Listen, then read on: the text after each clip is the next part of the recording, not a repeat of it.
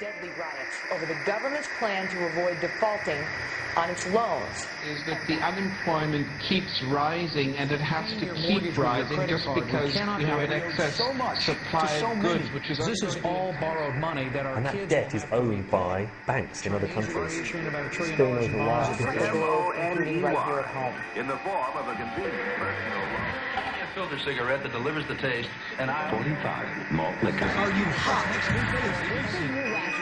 Quite some time ago, by a psychologist, America is sponsoring I first learned it from my grandmother.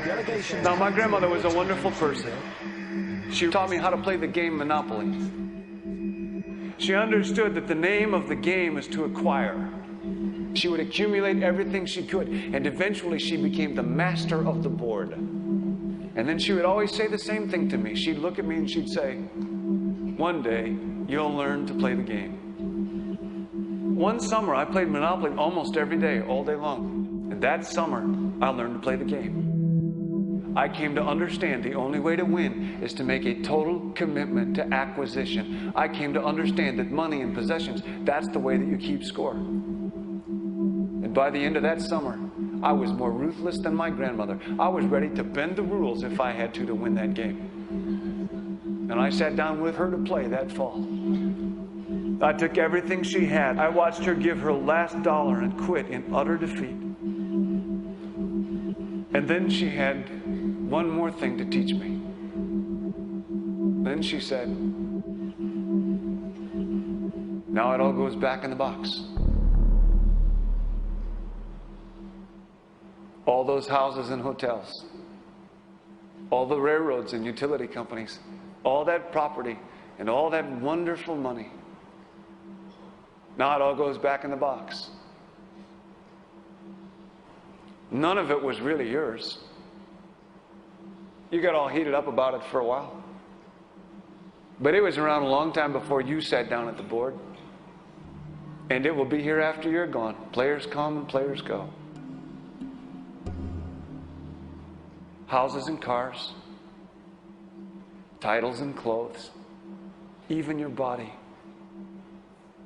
Because the fact is that everything I clutch and consume and hoard is going to go back in the box, and I'm going to lose it all. You have to ask yourself, when you finally get the ultimate promotion, when you've made the ultimate purchase, when you buy the ultimate home, when you have stored up financial security and climbed the ladder of success to the highest rung you can possibly climb it, and the thrill wears off, and it will wear off, then what? How far do you have to walk down that road before you see where it leads? Surely you understand, it'll never be enough. So you have to ask yourself the question, what matters?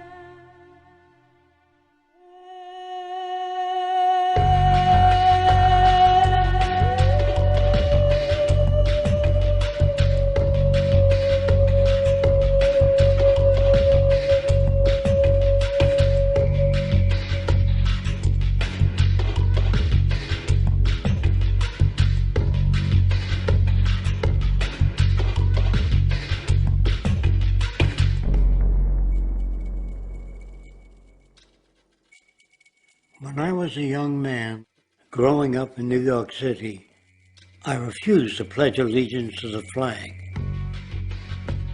Of course, I was sent to the principal's office, and he asked me, "Why don't you want to pledge allegiance? Everybody does." I said, "Everybody once believed the earth was flat, but that doesn't make it so." I explained that America owed everything it has to other cultures and other nations, and that I would rather pledge allegiance to the earth and everyone on it. Needless to say, it wasn't long before I left school entirely, and I set up a lab in my bedroom. There I began to learn about science and nature. I realized then that the universe is governed by laws, and that the human being, along with society itself, was not exempt from these laws. Then came the crash of 1929, which began what we now call the Great Depression. I found it difficult to understand why millions were out of work, homeless, starving, while all the factories were sitting there. The resources were unchanged. It was then that I realized that the rules of the economic game were inherently invalid. Shortly after came World War II, where various nations took turns systematically destroying each other. I later calculated that all the destruction and wasted resources spent on that war could have easily provided for every human need on the planet. Since that time, I have watched humanity set the stage for its own extinction. I have watched as the precious finite resources are perpetually wasted and destroyed in the name of profit and free markets. I have watched the social values of society be reduced into a base artificiality of materialism and mindless consumption. And I have watched as the monetary powers control the political structure of supposedly free societies. I'm 94 years old now, and I'm afraid my disposition is the same as it was 75 years ago. This shit's got to go.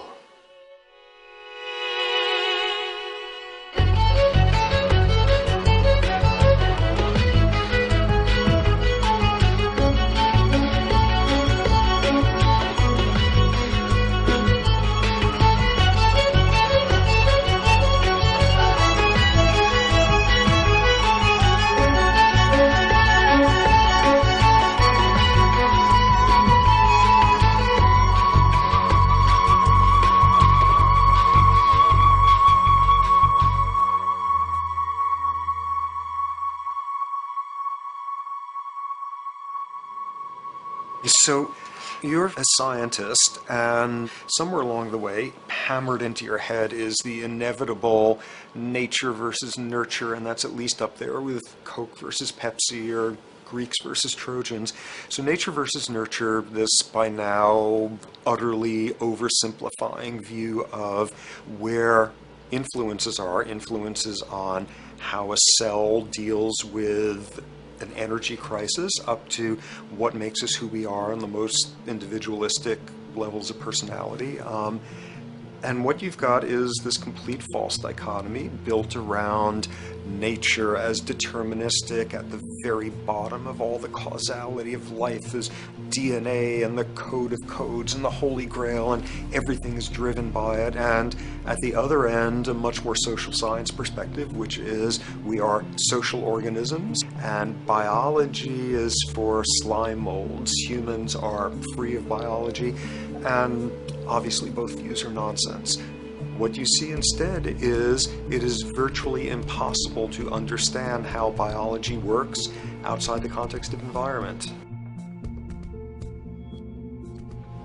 One of the most crazy-making yet widespread and potentially dangerous notions is, oh, that behavior is genetic. Now, what does that mean? It means all sorts of subtle stuff if you sort of know modern biology, but for most people out there, what it winds up meaning is a deterministic view of life, one rooted in biology and genetics.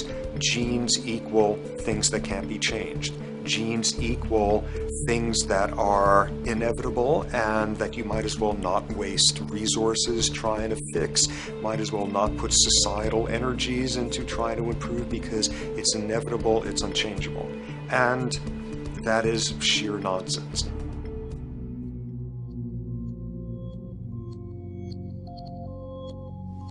It is widely thought that conditions like ADHD are genetically programmed, conditions like schizophrenia are genetically programmed. The truth is the opposite. Nothing is genetically programmed. They're very rare diseases. I mean, a small handful, extremely sparsely represented in the population, that are truly genetically determined. Most complex conditions might have a predisposition that is a genetic component, but a predisposition is not the same as a predetermination. The whole search for the source of diseases in the genome was doomed to failure before anybody even thought of it, because most diseases are not genetically predetermined. Heart disease, cancer, strokes, rheumatoid conditions, autoimmune conditions in general, mental health conditions, addictions, these are none of them genetically determined. Breast cancer, for example, out of 100 women with breast cancer, only 7 will carry the breast cancer genes. 93 do not. And out of 100 women who do have the genes, not all of them will get cancer.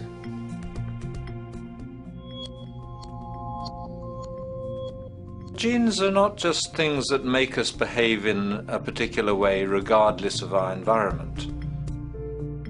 Genes give us different ways of responding to our environment. And in fact, it looks as if some of the early childhood influences of the kind of child rearing affects gene expression, actually turning on and off different genes to put you on a different developmental track, which may suit the kind of world you've got to deal with. So, for example, a study done in Montreal with suicide victims looked at autopsies of the brains of these people. And it turned out that if a suicide victim, these are usually young adults, had been abused as children, the abuse actually caused a genetic change in the brain that was absent in the brains of people who had not been abused. That's an epigenetic effect. Epi means on top of, so that the epigenetic influence is what happens environmentally to either activate or deactivate certain genes. In New Zealand, there's a study that was done in a town called Dunedin, in which a few thousand individuals were studied from birth up to into their 20s. What they found was that they could identify a genetic mutation, an abnormal gene, which did have some relation to the predisposition to commit violence, but only if the individual had also been subjected to severe child abuse. In other words, a child with this abnormal gene would be no more likely to be violent than anybody else, and in fact they actually had a lower rate of violence than people with normal genes, as long as they weren't abused as children. Great additional example of the ways in which genes are not be-all, end-all. Fancy technique where you can take a specific gene out of a mouse, that mouse and its descendants will not have that gene, you have knocked out that gene. So there's this one gene that codes for a protein that has something to do with learning and memory, and this fabulous demonstration, knock out that gene and you have a mouse that doesn't learn as well. Ooh, a genetic basis for intelligence. What was much less appreciated in that landmark study that got picked up by the media left and right is take those genetically impaired mice and raise them in a much more enriched, stimulating environment than your normal mice in a lab cage, and they completely overcame that deficit. So when one says in a contemporary sense that, oh, this behavior is genetic, to the extent that that's even a valid sort of phrase to use, what you're saying is there is a genetic contribution to how this organism responds to environment. Genes may influence the readiness with which an organism will deal with a certain environmental challenge. That's not the version most people have in their minds. And not to be too soapboxing, but run with the old sort of version of it's genetic, and it's not that far from a history of eugenics and things of that sort. It's a widespread misconception, and it's a potentially fairly dangerous one. One reason that the sort of biological explanation for violence, one reason that hypothesis is potentially dangerous, it's not just misleading, it can really do harm, is because if you believe that, you could very easily say, well, there's nothing we can do to change the predisposition people have to becoming violent. All we can do if somebody becomes violent is punish them, lock them up or execute them. But we don't need to worry about changing the social environment or the social preconditions that may lead people to become violent, because that's irrelevant. The genetic argument allows us the luxury of ignoring past and present historical and social factors. And in the words of Louis Menand, he wrote in the New Yorker, very astutely, he said, "It's all in the genes, an explanation for the way things are that does not threaten the way things are. Why should someone feel unhappy or engage in antisocial behavior when that person is living in the freest and most prosperous nation on earth? It can't be the system. There must be a flaw in the wiring somewhere," which is a good way of putting it.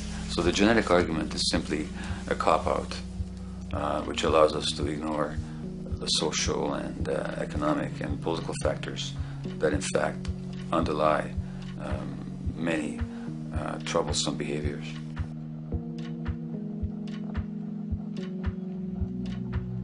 Addictions are usually considered to be a drug-related issue, but looking at it more broadly, I define addiction as any behavior that is associated with craving, with temporary relief, and with long-term negative consequences, along with an impairment of control over it, so that the person wishes to give it up or promises to do so, but can't follow through.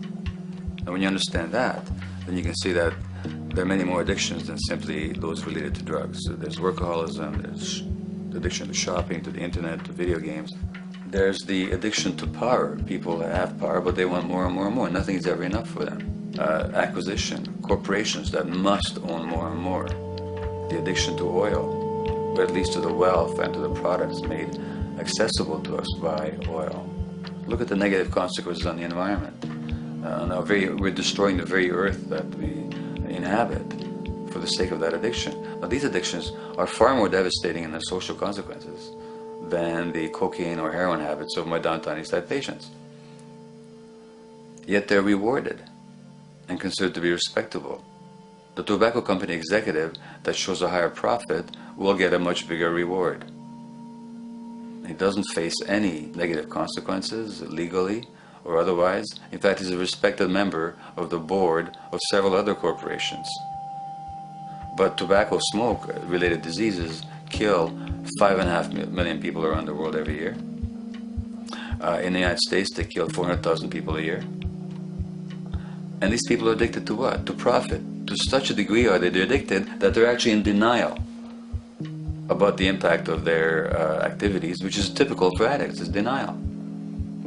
And that's a respectable one. It's respectable to be addicted to profit no matter what the cost. So what is acceptable and what is respectable is a highly arbitrary phenomenon in our society. And it seems like the greater the harm, the more respectable the addiction.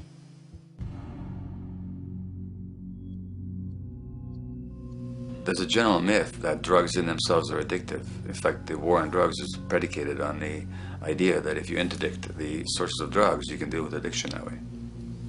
Now, if we understand addiction in a broader sense, we see that nothing in itself is addictive. No substance, no drug is by itself addictive, and no behavior is by itself addictive. Many people can go shopping without becoming shopaholics. Not everybody becomes a food addict. Not everyone who drinks a glass of wine becomes an alcoholic.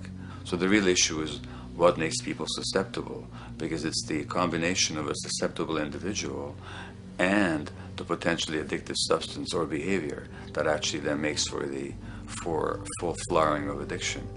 In short, it's not the drug that's addictive, it's the question of the susceptibility of the individual to being addicted to a particular substance or behavior. If we wish to understand what then makes some people susceptible, we actually have to look at their life experience. The old idea, although it's old, but it's still broadly held, that addictions are due to some genetic cause is simply scientifically untenable. What the case is actually is that certain life experiences make people susceptible. Life experiences that not only shape the person's personality and psychological needs, but also their very brains in certain ways. And that process begins in utero.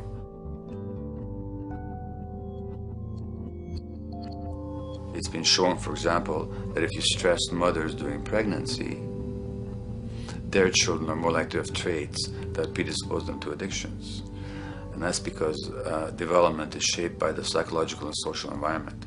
So the biology of human beings is very much affected by and programmed by their life experiences beginning in utero. Environment does not begin at birth. Environment begins as soon as you have an environment. As soon as you are a fetus, you are subject to whatever information is coming through mom's circulations, hormones, levels of nutrients. Great landmark example of this, something called the Dutch hunger winter. 1944, Nazis occupying Holland. For a bunch of reasons, they decide to take all the food and divert it to Germany. For 3 months, everybody there is starving. Tens of thousands of people starve to death. What the Dutch hunger winter effect is, if you were a second or third trimester fetus during the starvation, your body learned something very unique during that time. As it turns out, second, third trimester, something that your body is going about trying to learn about the environment is, well, how menacing of a place is it out there? How plentiful? How much nutrients am I getting by way of mom's circulation? Be a fetus who is starving during that time, and your body programs forever after to be really, really, really stingy with your sugar and fat, and what you do is you store every bit of it. Be a Dutch hunger winter fetus, and half a century later, everything else being equal, you are more likely to have high blood pressure, obesity, or metabolic syndrome. That is environment coming in a very unexpected place. You can stress animals in a laboratory when they're pregnant, and their offspring will be more likely to use cocaine and alcohol as adults. You can stress human mothers. For example, in a British study, women who are abused in pregnancy will have higher levels of the stress hormone cortisol in their placenta at birth, and their children are more likely to have conditions that predispose them to addictions by age 7 or 8. So in utero stress already prepares the ground for all kinds of mental health issues. Israeli study done prior on children born to mothers who were pregnant prior to the onset of the 1967 war. These women, of course, are very stressed, and their offspring have a higher incidence of schizophrenia than the average cohort. So there's plenty of evidence now that prenatal effects have a huge impact on the developing human being.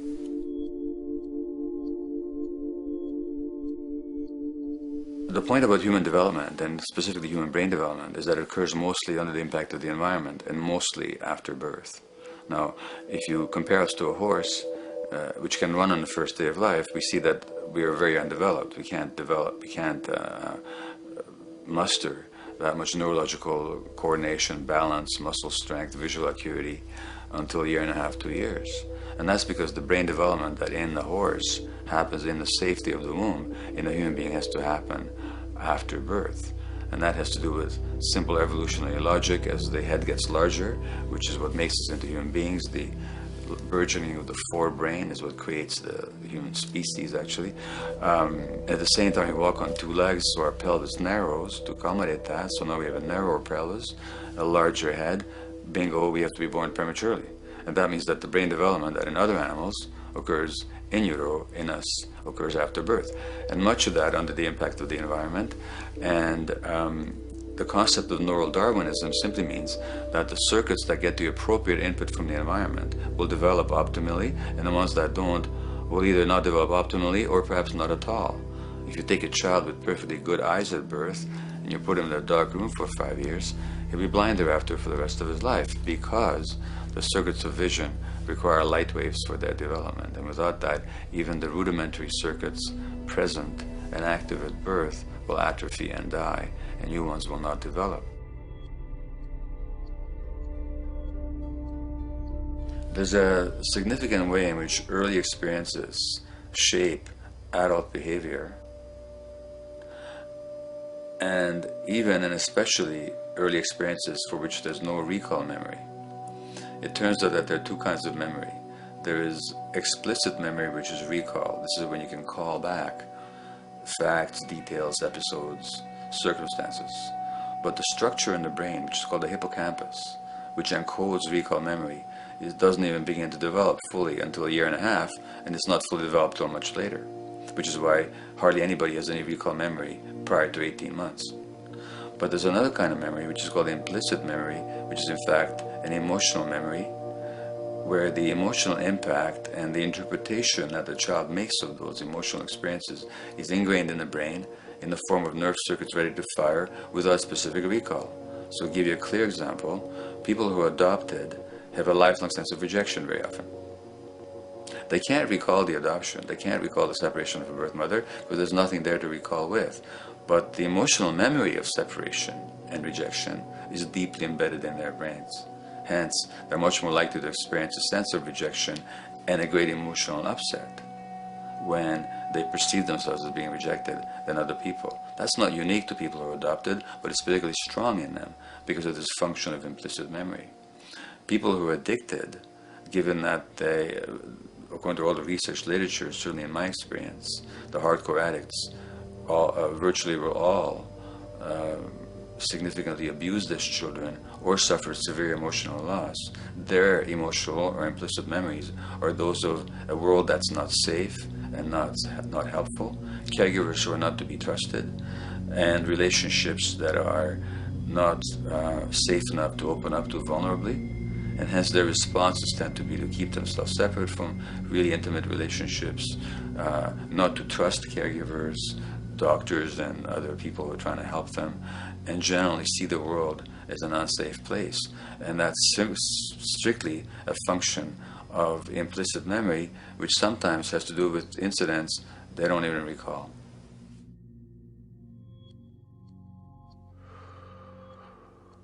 Infants who are born premature are often in incubators and various types of gadgetry and machinery for weeks and perhaps months. It's now known that if these children are touched and stroked on the back for just 10 minutes a day, that promotes their brain development. So human touch is essential for development. And in fact, infants who are never picked up will actually die. That's how much of a fundamental need being held is to human beings.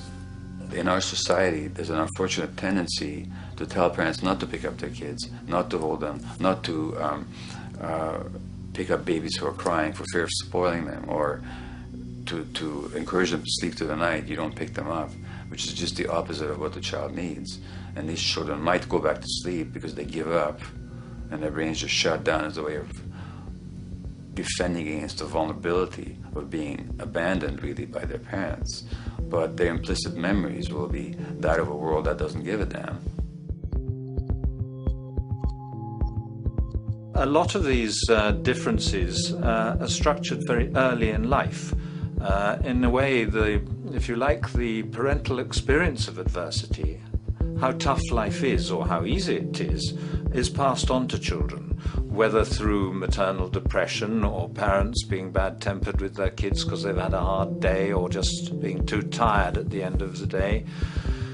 And these have very powerful effects, programming children's development, which we know a lot about now. But that early sensitivity isn't just an evolutionary mistake. It exists again in many different species. Even seedlings, there's an early adaptive process to the kind of environment they're growing up in. But for humans, the adaptation is to the quality of social relations. And so early life, how nurturing or how much conflict, how much attention you get, is a taster of the kind of world you may be growing up in. Are you growing up in a world where you have to fight for what you can get, watch your back, fend for yourself, learn not to trust others? Or are you growing up in a society where you depend on reciprocity, mutuality, cooperation, where empathy is important, where your security depends on good relations with other people? And that needs a very different emotional and cognitive development. And that's what the early sensitivity is about. And parenting is almost, quite unconsciously, a system for passing on that experience to children of the kind of world they're in. The great British child psychiatrist D.W. Winnicott said that fundamentally two things can go wrong in childhood. One is when things happen that shouldn't happen, and then things that should happen but don't. And the first category is the traumatic and abusive and abandonment experiences of my downtown East Side patients and of many addicts. That's what shouldn't happen but did. But then there is the non-stressed, attuned, non-distracted attention of the parent that every child needs, that very often children don't get. They're not abused, they're not neglected, and they're not traumatized. But what should happen, the presence of the emotionally available, nurturing parent, just is not available to them because of the stresses in our society and the parenting environment. And the psychologist Alan Shore calls that proximal abandonment, when the parent is physically present, but emotionally absent. I have spent, roughly the last 40 years of my life working with the most violent people our society produces, murderers, rapists, and so on, in an attempt to understand what causes this violence. I discovered that the most violent of the criminals in our prisons had themselves been victims of a degree of child abuse that was beyond the scale of what I ever thought of applying the term child abuse to. I had no idea of the depth of the depravity with which children in our society are all too often treated. The most violent people I saw were themselves the survivors of their own attempted murder, often at the hands of their parents or other people in their social environment, or were the survivors of family members who'd been killed, their closest family members, by other people. The Buddha argued that everything depends on everything else. He says the one contains the many and the many contains the one. That you can't understand anything in isolation from its environment. The leaf contains the sun, the sky, and the earth, obviously. This has not been shown to be true, of course, all around, and specifically when it comes to human development. The modern scientific term for it is the biopsychosocial nature of human development, which says that the biology of human beings depends very much on their interaction with the social and psychological environment. And specifically, the psychiatrist and researcher Daniel Siegel at the University of California, Los Angeles, UCLA, has coined the phrase interpersonal neurobiology, which means to say that the way that our nervous system functions depends very much on our personal relationships. In the first place with the parenting caregivers, and in the second place with other important attachment figures in our lives, and in the third place with our entire culture. So that you can't separate the neurological functioning of a human being from the environment in which he or she grew up in and continues to exist in. And this is true throughout the life cycle. It's particularly true when you're dependent and helpless and your brain is developing, but it's true even in adults and even at the end of life.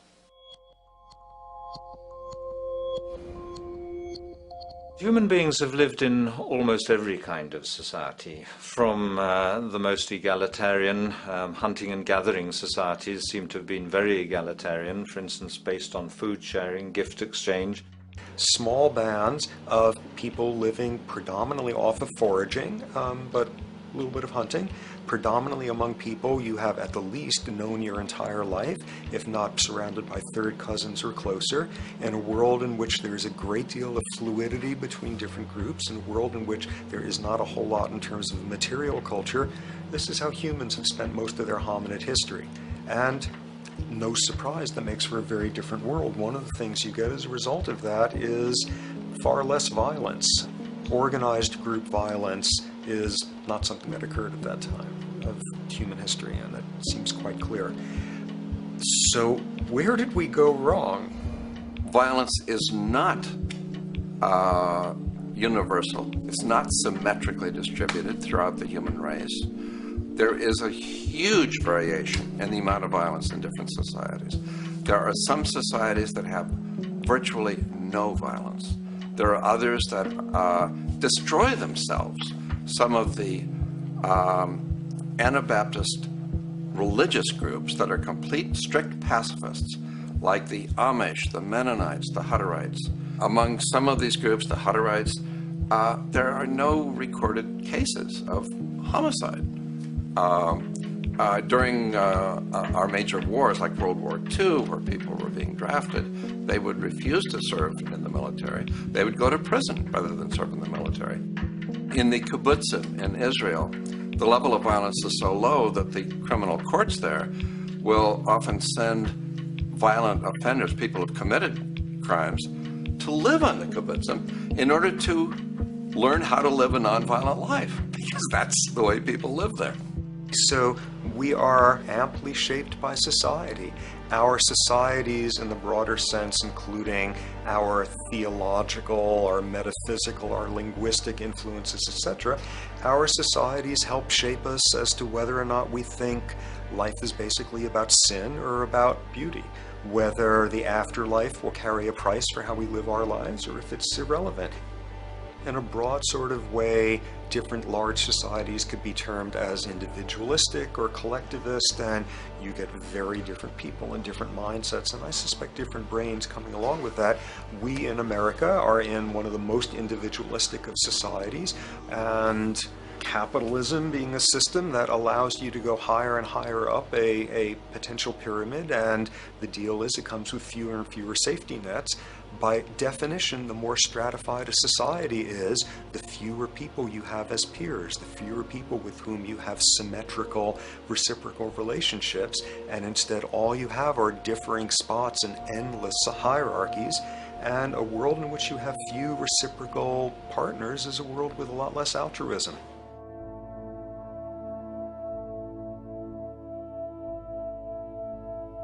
Alright, so this brings us to a total impossible juncture, which is to try to make sense in perspective of science as to what the nature is of human nature. You know, on a certain level, the nature of our nature is not to be particularly constrained by our nature.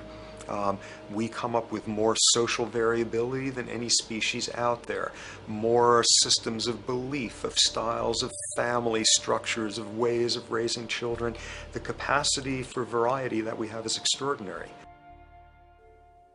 In a society which is predicated on competition and really very often the ruthless exploitation of one human being by another, the profiteering of other people's problems, and very often the creation of problems for the purpose of profiteering, the ruling ideology will very often justify that behavior by appeals to some fundamental and unalterable human nature. So the myth in our society is that people are competitive by nature, and that they're individualistic, and that they're selfish. The real reality is quite the opposite. We have certain human needs. The only way that you can talk about human nature concretely is by recognizing that there's certain human needs. We have a human need for companionship and for close contact, to be loved, to be attached to be accepted, to be seen, to be received for who we are. If those needs are met, we develop into people who are compassionate and cooperative and who have empathy for other people. So the opposite that we often see in our society is in fact the distortion of human nature, precisely because so few people have their needs met. So yes, you can talk about a human nature, but only in the sense of basic human needs that are instinctively evoked, or I should say certain human needs that lead to certain traits if they are met, and a different set of traits if they're denied. So, when we recognize the fact that the human organism, which has a great deal of adaptive flexibility, allowing us to survive in many different conditions, is also rigidly programmed for certain environmental requirements or human needs, a social imperative begins to emerge. Just as our bodies require physical nutrients, the human brain demands positive forms of environmental stimulus at all stages of development, while also needing to be protected from other negative forms of stimulus. And if things that should happen do not, or if things that shouldn't happen do, it is now apparent that the door can be opened for not only a cascade of mental and physical diseases, but many detrimental human behaviors as well. So as we turn our perspective now outward and take account for the state of affairs today, we must ask the question, is the condition we have created in the modern world actually supporting our health? Is the bedrock of our socioeconomic system acting as a positive force for human and social development and progress? Or is the foundational gravitation of our society actually going against the core evolutionary requirements needed to create and maintain our personal and social well-being?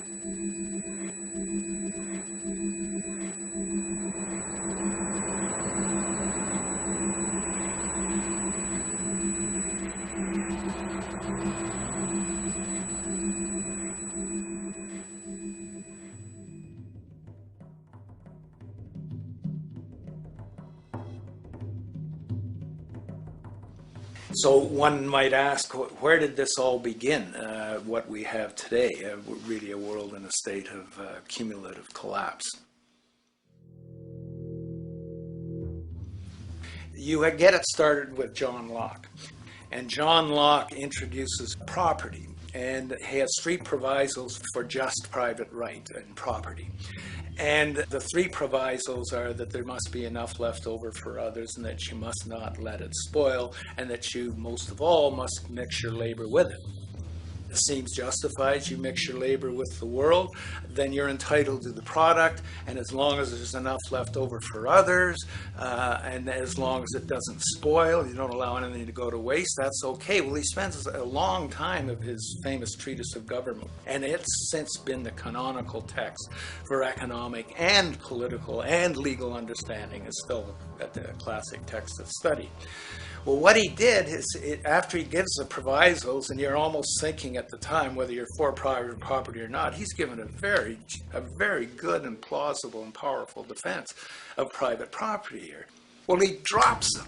He drops them like that, right in one sentence. He says, well, once the introduction of money came in by men's tacit consent, then it became, and he doesn't say all the provisos are canceled, they're erased, but that's what happens. So now we have not product and your property earned by your own labor. Oh no, money buys labor now. There's no longer consideration of whether there's enough left over for others. There's no longer consideration of whether it spoils, because he says, well, money's like silver and gold can't spoil, therefore monies can't be responsible for waste, which is ridiculous. We're not talking about money and silver, we're talking about what its effects are. It's one non sequitur after another. Just the most startling logical legerdemain that he gets away with here. But it fits the interests of capital owners. Then Adam Smith comes along, and what he adds is the religion to this. Locke started with God made it all this way. This is God's right. And now we get also with Smith coming along and says it's not only God's, I mean, he's not saying this, but this is what's happening philosophically, in principle. He's saying it's not only a question of private property, that's all now presupposed, is given. And that there's money investors that buy labor, given. That there's no limit to how much they can buy of other men's labor, how much they can accumulate, how much inequality, that's all given now. And so he comes along, and what his big idea is, and again, it's just introduced in parentheses, en passant. You know, when people put out the goods for sale and others, you know, the supply, and other people buy them with the demand and so forth, how do we have supply equaling demand or demand equaling supply? How can they come into equilibrium? And that is one of the central notions of economics, is how do they come into equilibrium? And he says it's the invisible hand of the market. that brings them into equilibrium. So now we have God is actually immanent. He just didn't give the rights to property and how, all its wherewithal and its natural rights of doing all that Locke said. Now we have the system itself as God. In fact, Smith says, when he talks, and you'll never find this quoted, you have to read the whole of the Inquiry into the Wealth of Nations. He says, the scantiness of subsistence sets limits to the reproduction of the poor, and that nature can deal with this in no other way than elimination of their children. So he anticipated evolutionary theory in the worst sense. This is well before Darwin. And so he called them the race of laborers. So you can see there was inherent racism built in here. There was an inherent acceptance, life blindness to kill innumerable children. And he thought, well, that's the invisible hand making supply meet demand and demand meet supply. So see how wise God is. So you can see a lot of the really virulent, life-destructive, eco-genocidal things that are going on now have, in a way, a thought gene back in Smith too. When we reflect on the original concept of the so-called free market capitalist system, as initiated by early economic philosophers such as Adam Smith, we see that the original intent of a market was based around real, tangible, life-supporting goods for trade. Adam Smith never fathomed that the most profitable economic sector on the planet would eventually be in the arena of financial trading or so-called investment, where money itself is simply gained by the movement of other money in an arbitrary game which holds zero productive merit to society. Yet, regardless of Smith's intent, the door for such seemingly anomalous advents was left wide open by one fundamental tenet of this theory. Money is treated as a commodity in and of itself. Today, in every economy of the world, regardless of the social system they claim, money is pursued for the sake of money and nothing else. The underlying idea, which was mysteriously qualified by Adam Smith with his religious declaration of the invisible hand, is that the narrow, self-interested pursuit of this fictional commodity will somehow magically manifest human and social well-being and progress. The reality is that the monetary incentive interest, or what some have termed the money sequence of value, has now completely decoupled from the foundational life interest, which could be termed the life sequence of value.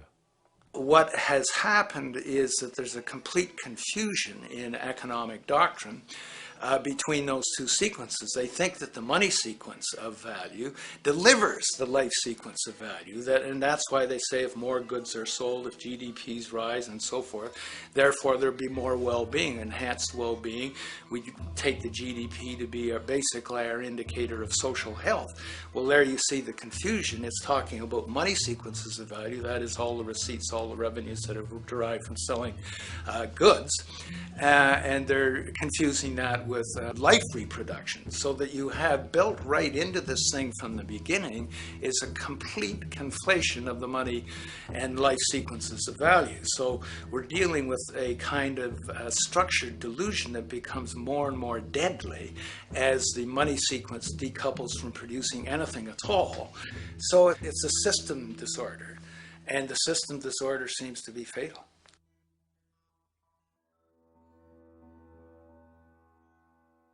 In society today, you seldom hear anyone speak of the progress of their country or society in terms of their physical well-being, state of happiness, trust, or social stability. Rather, the measures are presented to us through economic abstractions. We have the gross domestic product, the consumer price index, the value of the stock market, rates of inflation, and so on. But does this tell us anything of real value as to the quality of people's lives? No, all these measures have to do with the money sequence itself and nothing more. For example, the gross domestic product of a country is a measure of the value of goods and services sold. This measure is claimed to correlate to the standard of living of a country's people. In the United States, healthcare accounted for over 17% of GDP in 2009, amounting to over $2.5 trillion spent, hence creating a positive effect on this economic measure. And based on this logic, it would be even better for the U.S. economy if healthcare services increased more so, perhaps to $3 trillion or $5 trillion, since that would create more growth, more jobs, and hence boasted by economists as a rise in their country's standard of living. But wait a minute, what do healthcare services actually represent? Well, sick and dying people. That's right, the more unhealthy people there are in America, the better the economy. Now, that is not an exaggeration or a cynical perspective. In fact, if we step back far enough, you will realize that the GDP not only doesn't reflect real public or social health on any tangible level, it is, in fact, mostly a measure of industrial inefficiency and social degradation. And the more you see it rise, the worse things are becoming with respect to personal, social, and environmental integrity.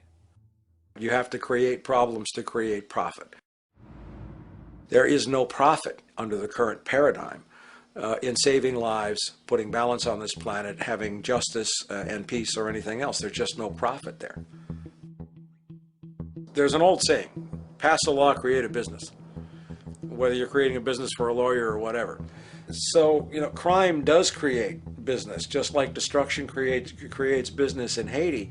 We have now roughly 2 million people incarcerated in this country, and of those, many of them are in prisons run by private corporations, Corrections Corporation of America, Wackenhut, who trade their stock on Wall Street based upon how many people are in jail.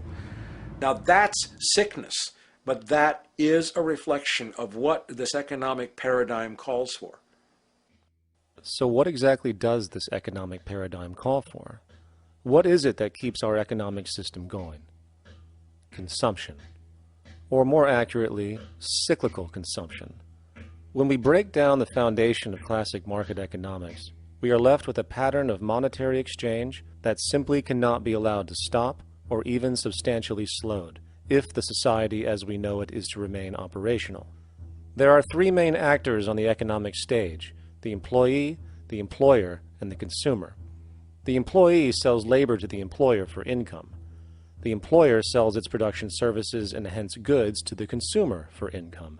And the consumer, of course, is simply another role of the employer and employee, spending back into the system to enable the cyclical consumption to continue. In other words, the global market system is based on the assumption that there will always be enough product demand in society to move enough money around at a rate which can keep the consumption process going.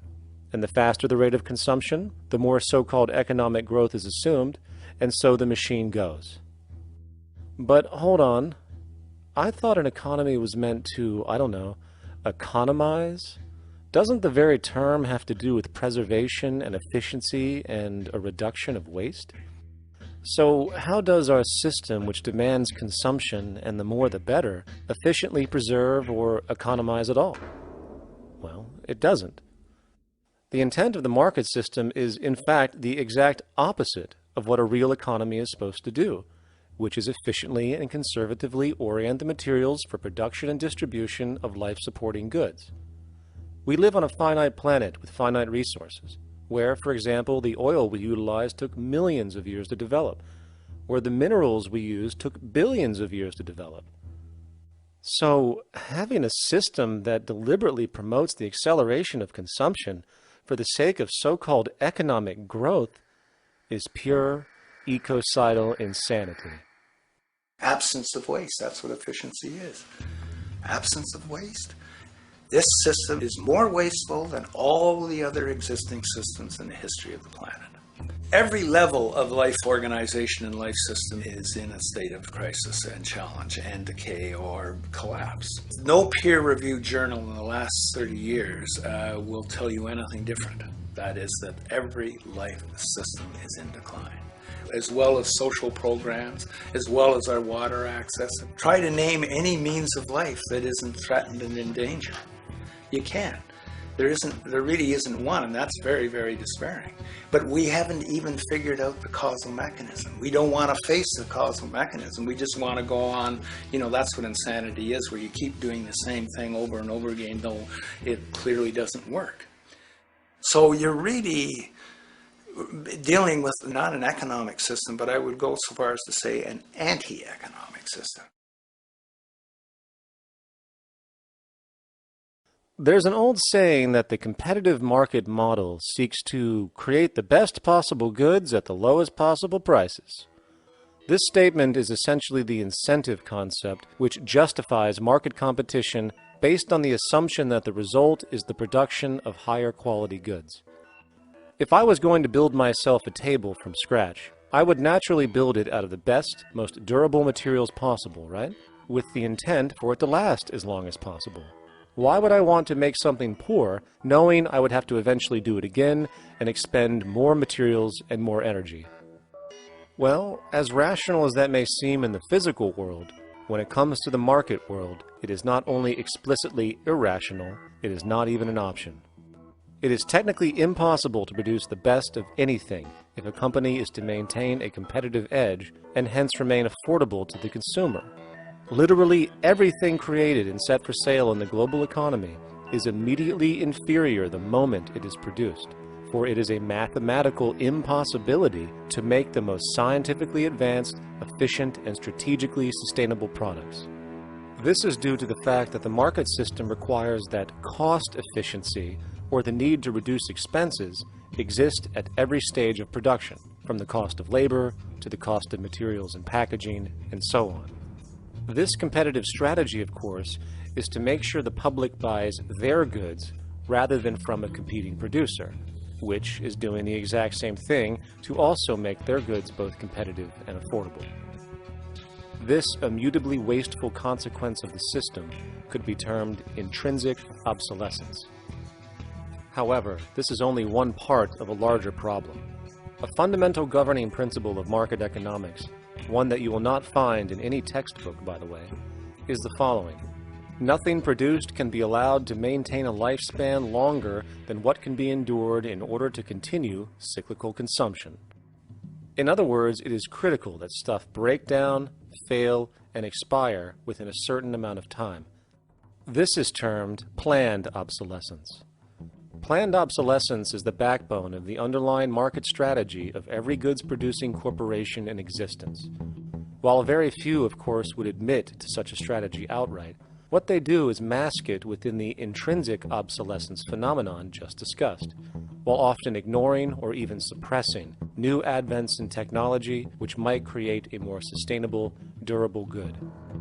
So, if it wasn't wasteful enough that the system inherently cannot allow the most durable and efficient goods to be produced, planned obsolescence deliberately recognizes that the longer any good is in operation, the worse it is for sustaining cyclical consumption and hence the market system itself. In other words, product sustainability is actually inverse to economic growth, and hence there is a direct, reinforced incentive to make sure lifespans are short of any given good produced. And in fact, the system cannot operate any other way. One glance at the sea of landfills now spreading across the world show the obsolescence reality.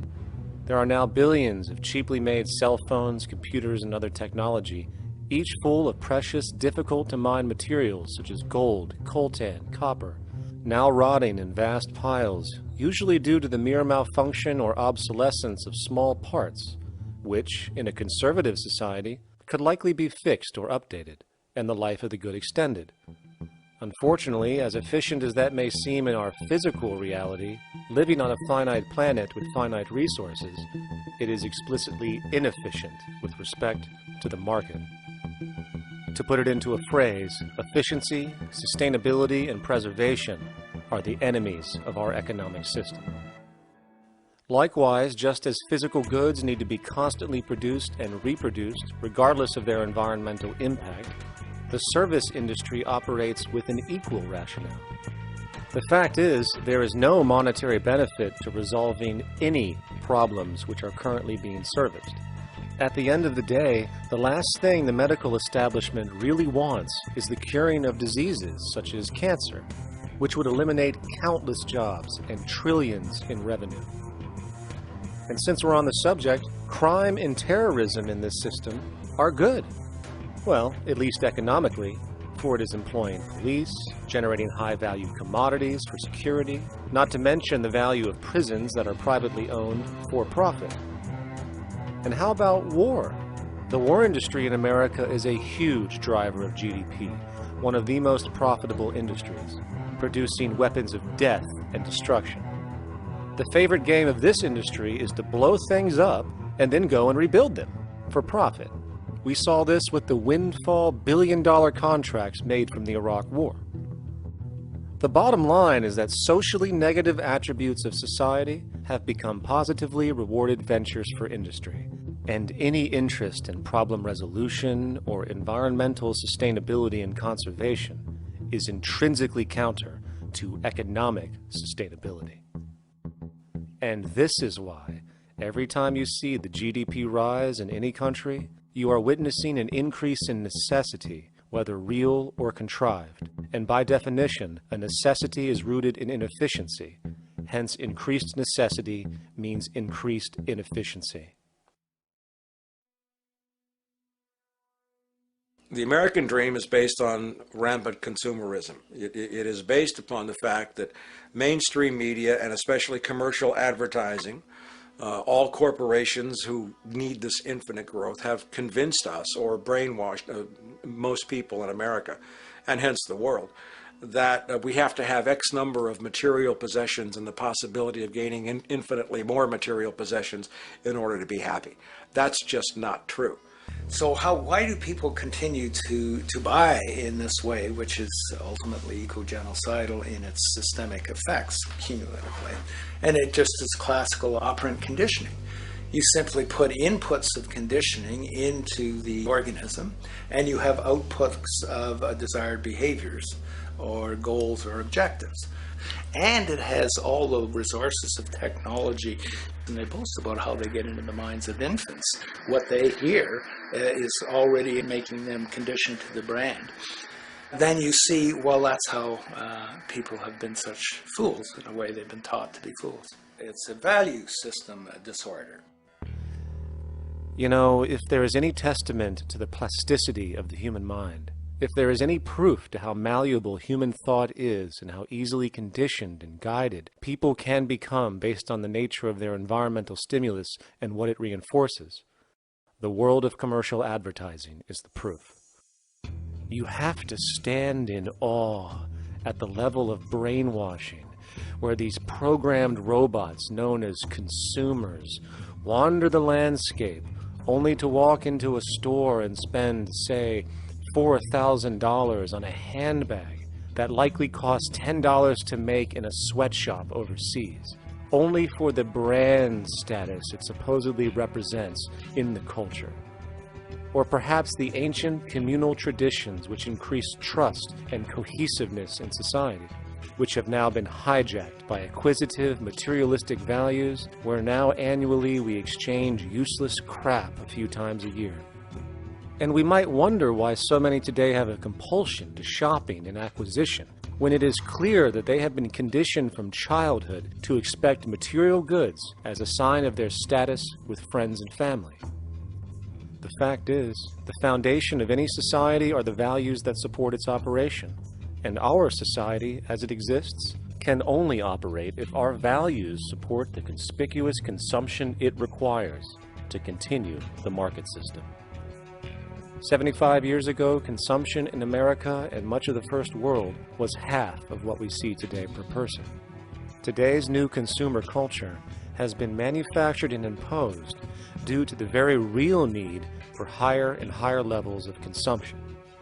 And this is why most corporations now spend more money on advertising than the actual process of product creation itself. They work diligently to create a false need for you to fill, and it happens to work. You know, economists are in fact not economists at all. They're propagandists of money value. And you'll find that all their models basically get down to token exchanges that are to the profit of one side or both sides or whatever, but they're completely disconnected from the actually existing world of reproduction. In Ohio, an old man failed to pay his electric bill. You may be familiar with the case. And the electric company turned off the electricity and he died. The reason they turned it off was because it wouldn't have been profitable for them to keep it on because he didn't pay his bill. Do you believe that was right? The responsibility really lies not on the electric company for turning it off, but on those of this man's neighbors and friends and associates who are not charitable enough to enable him as an individual to meet the electric bill. Did I hear that right? Did he just say the death of a man caused by not having money was the responsibility of other people, or in effect, charity?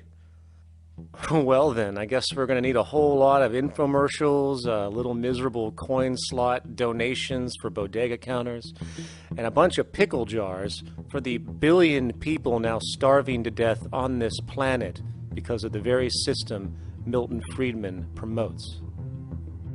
Whether you are dealing with the philosophies of Milton Friedman, F.A. Hayek, John Maynard Keynes, Ludwig von Mises, or any other major market economist, the basis of rationale rarely leaves the money sequence. It is like a religion. Consumption analysis, stabilization policies, deficit spending, aggregate demand. It exists as a never-ending, self-referring, self-rationalizing circle of discourse where universal human need, natural resources, or any form of physical life-supporting efficiency is ruled out by default and replaced by the singular notion that humans seeking advantage over each other for money alone, motivated by their own narrow self-interest, will magically create a sustainable, healthy, balanced society. There is no life coordinate in this whole theory, this whole doctrine. What are they doing? What are they doing? What they're doing is tracking money sequences. That's all it is tracking money sequences, presupposing everything that matters. One, that there's no life coordinates. Wow, no life coordinates. Two, that all the agents are self-maximizing preference seekers. That is, they think of nothing other than themselves and what they can get most for themselves. That's the notion, that's the ruling notion of rationality. Self-maximizing choice. And the only thing that they're interested in self-maximizing is money or commodities. Well, where does social relations come in? It doesn't, except in the exchange to self-maximize. Where do our natural resources come in? They don't, except to exploit. Where does the family come in as being able to survive? It doesn't. They have to have money in order to purchase any good. Well, shouldn't an economy deal somewhere with human need? Isn't that what the fundamental issue is, to satisfy human needs? Oh, need isn't even in your lexicon. You dissolve it into wants. And what is a want? That means money demand that wants to buy. Well, if it's money demand that wants to buy, it's got nothing to do with need, because it may be the person has no money demand and desperately needs, say, water supply. Or it may be money demand wants a gold toilet seat. Well, where does it all go? To the gold toilet seat. And you call this economics? Like, it's really, when one thinks of it, it's got to be the most bizarre delusion in the history of human thought. Now, so far we have focused on the market system, but this system is actually only one half of the global economic paradigm. The other half is the monetary system. While the market system deals with the interaction of people gaming for profit across the spectrum of labor, production, and distribution, the monetary system is an underlying set of policies set by financial institutions which create conditions for the market system, among other things. It includes terms we often hear, such as interest rates, loans, debt, the money supply, inflation, etc. And while you might want to pull your hair out listening to the gibberish coming from the monetary economists, modest preemptive actions can obviate the need of more drastic actions at a later date. The nature and effect of this system is actually quite simple. Our economy has, or the global economy has, three basic things that govern it. One is fractional reserve banking, banks printing money out of nothing. It's also based upon compound interest. When you borrow money, you have to pay back more than you borrowed, which means that you, in effect, create money out of thin air, again, which has to be serviced by creating still more money. We live in an infinite growth paradigm. The economic paradigm we live in now is a Ponzi scheme. Nothing grows forever. It's not possible. As a great psychologist James Hillman wrote, the only thing that grows in a human body after a certain age is cancer. It's not just the amount of money that has to keep growing, it's the amount of consumers. Consumers to borrow money at interest to generate more money, and obviously that's not possible on a finite planet. People are basically vehicles to just create money, which must create more money to keep the whole thing from falling apart, which is what's happening right now. There are really only two things anyone needs to know about the monetary system. One, all money is created out of debt. Money is monetized debt, whether it materialized from treasury bonds, home loan contracts, or credit cards. In other words, if all outstanding debt was to be repaid right now, there would not be $1 in circulation. And two, interest is charged on virtually all loans made, and the money needed to pay back this interest does not exist in the money supply outright. Only the principal is created by the loans, and the principal is the money supply. So, if all this debt was to be repaid right now, not only would there not be $1 left in circulation, there would also be a gigantic amount of money owed that is literally impossible to pay back, for it does not exist. The consequence of all of this is that two things are inevitable: inflation and bankruptcy. As far as inflation, this can be seen as an historical trend in virtually every country today, and easily tied to its cause, which is the perpetual increase of the money supply, which is required to cover the interest charges and keep the system going. As far as bankruptcy, it comes in the form of debt collapse.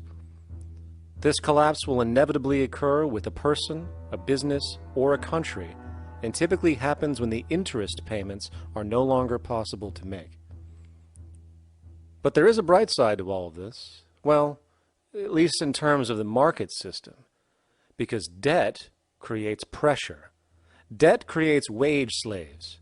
A person in debt is much more likely to take a low wage than a person who isn't, hence becoming a cheap commodity. So it's great for the corporations to have a pool of people that have no financial mobility. But hey, that same train of thought also goes for entire countries. The World Bank and the International Monetary Fund, which mostly serve as proxies for transnational corporate interests, give gigantic loans to troubled countries at very high interest rates, and then, once the countries are deeply in the hole and can't pay, austerity measures are applied, the corporations swoop in, set up sweatshops, and take their natural resources. Now that's market efficiency. But wait, there's more. You see, there's this unique hybrid of the monetary and market system called the stock market, which rather than, actually produce anything real, they just buy and sell money itself. And when it comes to debt, you know what they do? That's right, they trade it.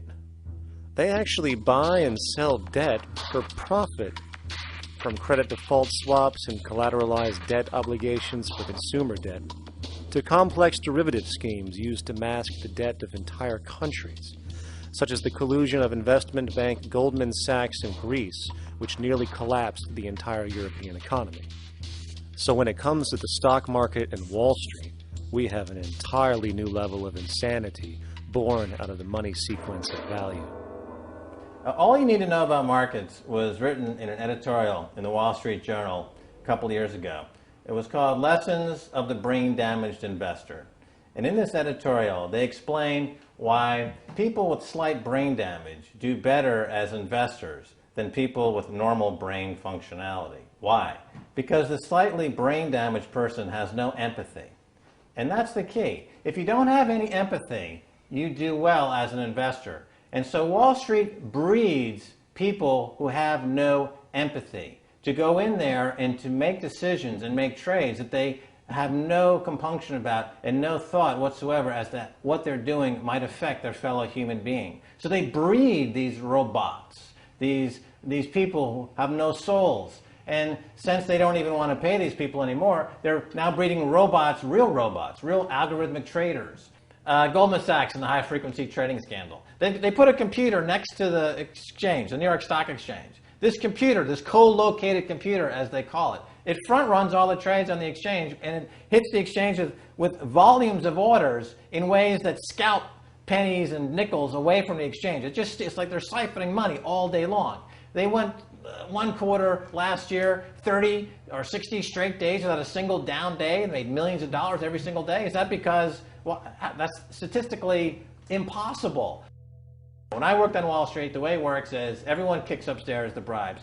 The brokers bribe to the office manager bribes to the regional sales manager sales manager bribes to the national sales manager. It's a common understanding. At Christmas, who gets the biggest bonus at Christmas in an average brokerage office? The compliance officer. The compliance officer sits there all day long. He's supposed to be making sure you don't violate any of the margin rules and you're complying with the law. Of course, yeah, to the extent that you can bribe the compliance officer, yeah, that's right, you are complying with the law.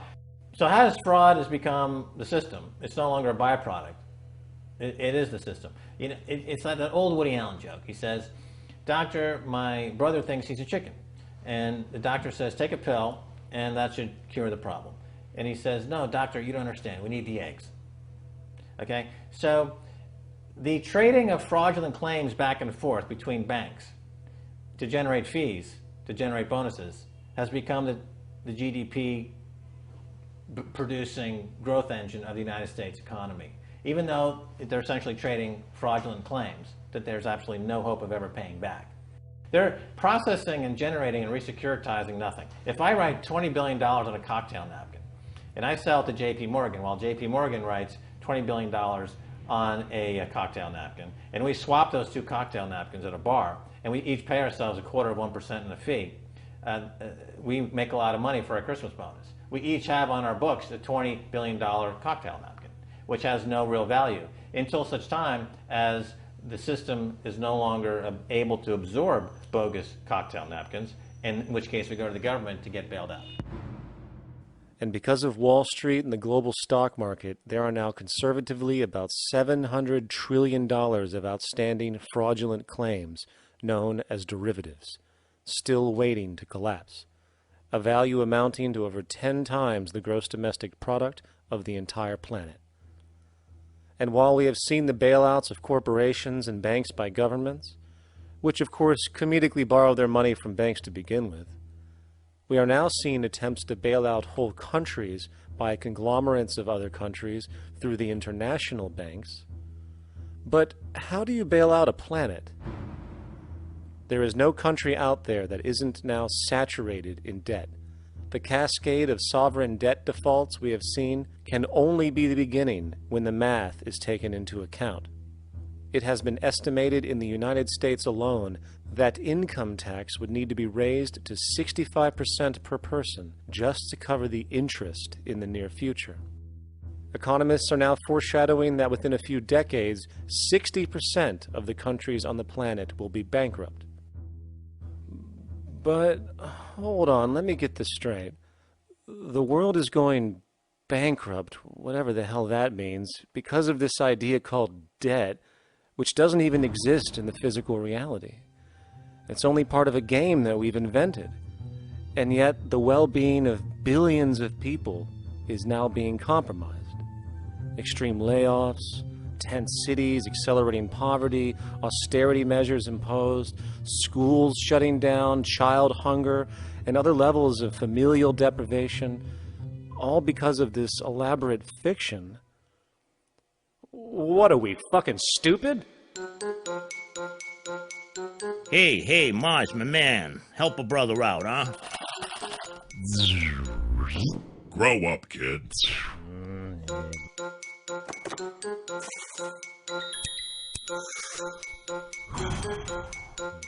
Saturn, what's up, man? You remember that smoking nebula I hooked you up with a while back? Listen, Earth, we're getting really tired of you. You've been given everything, and yet you waste it all. You got plenty of resources, and you know it. Why don't you grow up and learn some responsibility, for Christ's sake? You're making your mother miserable.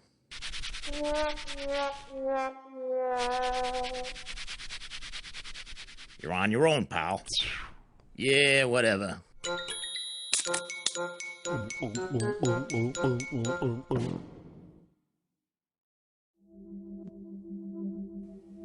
Now, all of this considered, from the waste machine known as the market system to the debt machine known as the monetary system, hence creating the monetary market paradigm which defines the global economy today, there is one consequence that runs through the entire machine: inequality.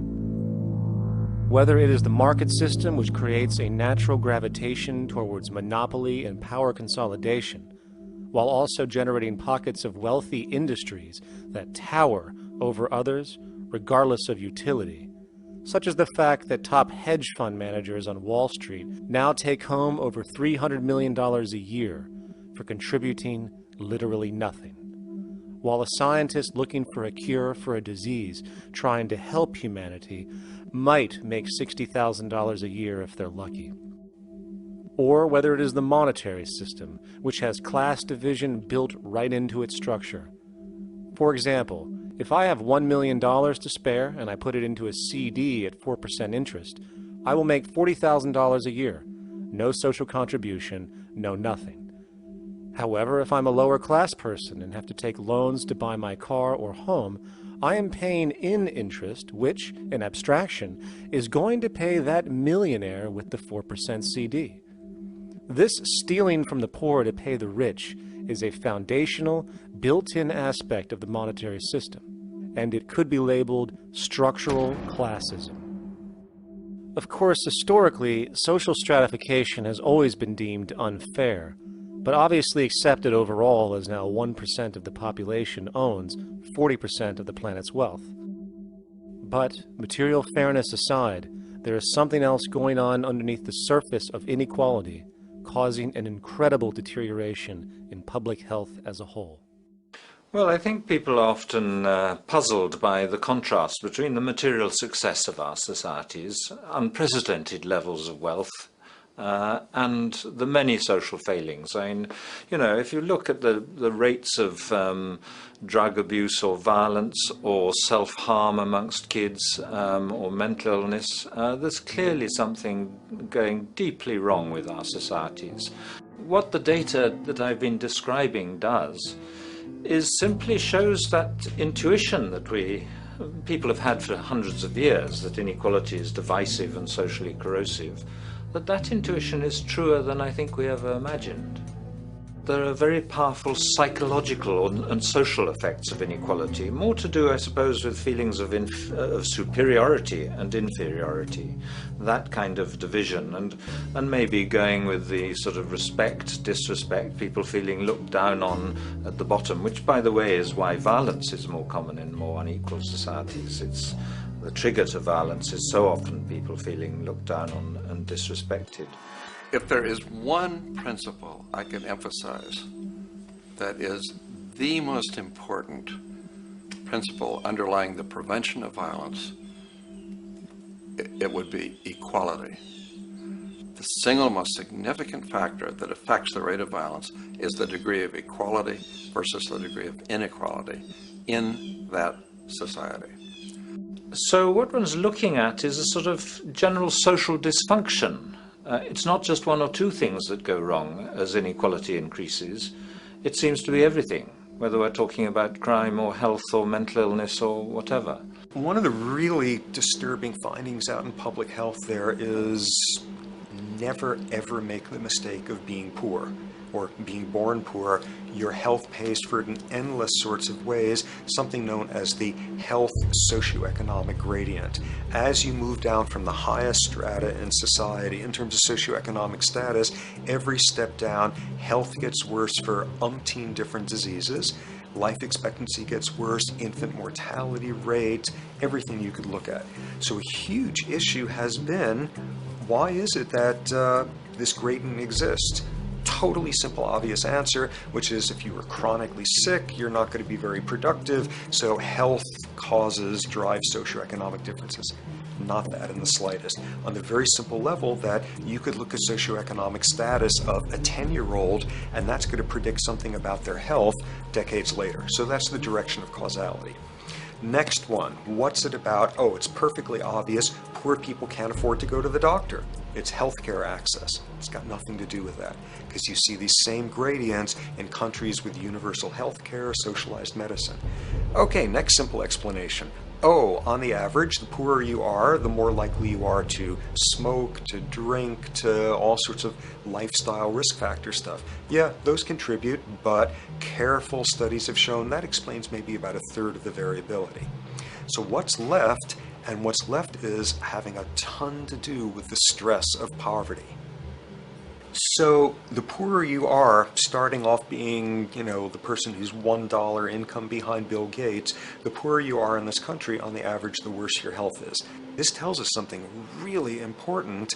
The health connection with poverty, it's not about being poor, it's about feeling poor. Increasingly, we recognize that chronic stress is an important influence on health, but the most important sources of stress are the quality of social relations. And if there is anything that lowers the quality of social relations, it is the socioeconomic stratification of society. What science has now shown is that regardless of material wealth, the stress of simply living in a stratified society leads to a vast spectrum of public health problems. And the greater the inequality, the worse they become. Life expectancy, longer in more equal countries. Drug abuse, less in more equal countries. Mental illness, less in more equal countries. Social capital, meaning the ability of people to trust each other, naturally greater in more equal countries. Educational scores, higher in more equal countries. Homicide rates, less in more equal countries. Crime and rates of imprisonment, less in more equal countries. It goes on and on. Infant mortality, obesity, teen birth rate, less in more equal countries. And perhaps most interesting, innovation, greater in more equal countries, which challenges the age-old notion that a competitive, stratified society is somehow more creative and inventive. Moreover, a study done in the UK called the Whitehall Study confirmed that there is a social distribution of disease as you go from the top of the socioeconomic ladder to the bottom. For example, it was found that the lowest rungs of the hierarchy had a 4-fold increase of heart disease-based mortality compared to the highest rungs. And this pattern exists irrespective of access to health care. Hence, the worse a person's relative financial status, the worse their health is going to be on average. This phenomenon is rooted in what could be termed psychosocial stress, and it is at the foundation of the greatest social distortions plaguing our society today. Its cause? The monetary market system. Make no mistake, the greatest destroyer of ecology, the greatest source of waste and depletion and pollution, the greatest purveyor of violence, war, crime, poverty, animal abuse, and inhumanity, the greatest generator of social and personal neuroses, mental disorders, depression, anxiety, not to mention the greatest source of social paralysis, stopping us from moving into new methodologies for personal health, global sustainability, and progress on this planet, is not some corrupt government or legislation, not some rogue corporation or banking cartel, not some flaw of human nature, and not some secret hidden cabal that controls the world. It is, in fact, the socio-economic system itself at its very foundation.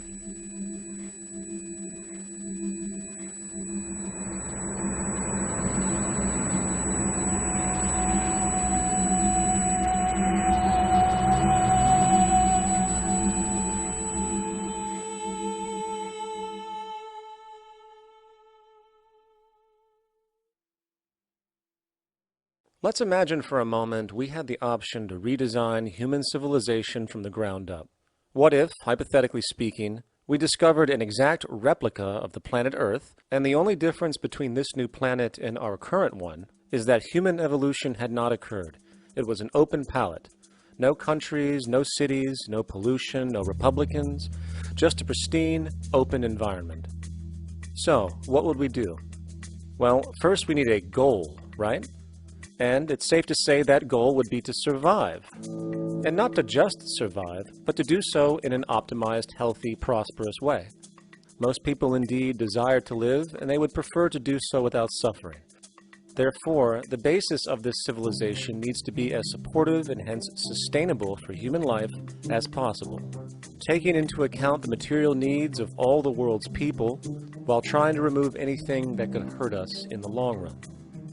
That goal of, say, maximum sustainability understood, the next question regards our method. What kind of approach do we take? Well, let's see. Last I checked, politics was the method of social operation on Earth. So what do the doctrines of the Republicans, liberals, conservatives, or socialists have to say about societal design? Not a damn thing. Okay, then what about religion? Surely the great creator had to have left some blueprint somewhere. No, nothing I can find. Okay then, so what's left? It appears something called science.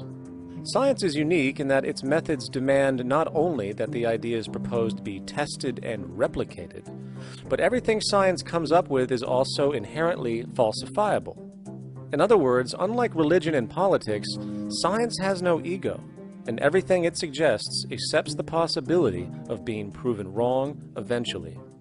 It holds on to nothing and evolves constantly. Well, that sounds natural enough to me. So then, based on the current state of scientific knowledge in the early 21st century, along with our goal of maximum sustainability for the human population, how do we begin the actual process of construction? Well, the first question to ask, what do we need to survive? The answer, of course, are planetary resources. Whether it is the water we drink, the energy we use, the raw materials we utilize to create tools and shelter, the planet hosts an inventory of resources, many of which are demanded for our survival. So, given that reality, it then becomes critical to figure out what we have and where it is. This means we need to conduct a survey. We simply locate and identify every physical resource on the planet we can, along with the amount available at each location, from the deposits of copper, to the most potent locations for wind farms to produce energy, to the natural freshwater springs, to an assessment of the amount of fish in the ocean, to the most prime arable land for food cultivation, etc. But, since we humans are going to be consuming these resources over time, we then realize that not only do we need to locate and identify, we also need to track. We need to make sure we don't run out of any of this stuff. That would be bad. And this means not only tracking our rates of use, but the rates of earthly regeneration as well, such as how long it takes for, say, a tree to grow or a spring to replenish. This is called dynamic equilibrium. In other words, if we use up trees faster than they can be grown back, we have a serious problem, for it is unsustainable. So then, how do we track this inventory, especially when we recognize that all of this stuff is scattered everywhere? We have large mineral mines in what we call Africa, energy concentrations in the Middle East, huge tidal power possibilities on the Atlantic coast of North America, the largest supply of freshwater in Brazil, etc. Well, once again, good old science has a suggestion. It's called systems theory. Systems theory recognizes that the fabric of the natural world, from human biology to the earthly biosphere to the gravitational pull of the solar system itself, is one huge synergistically connected system, fully interlinked.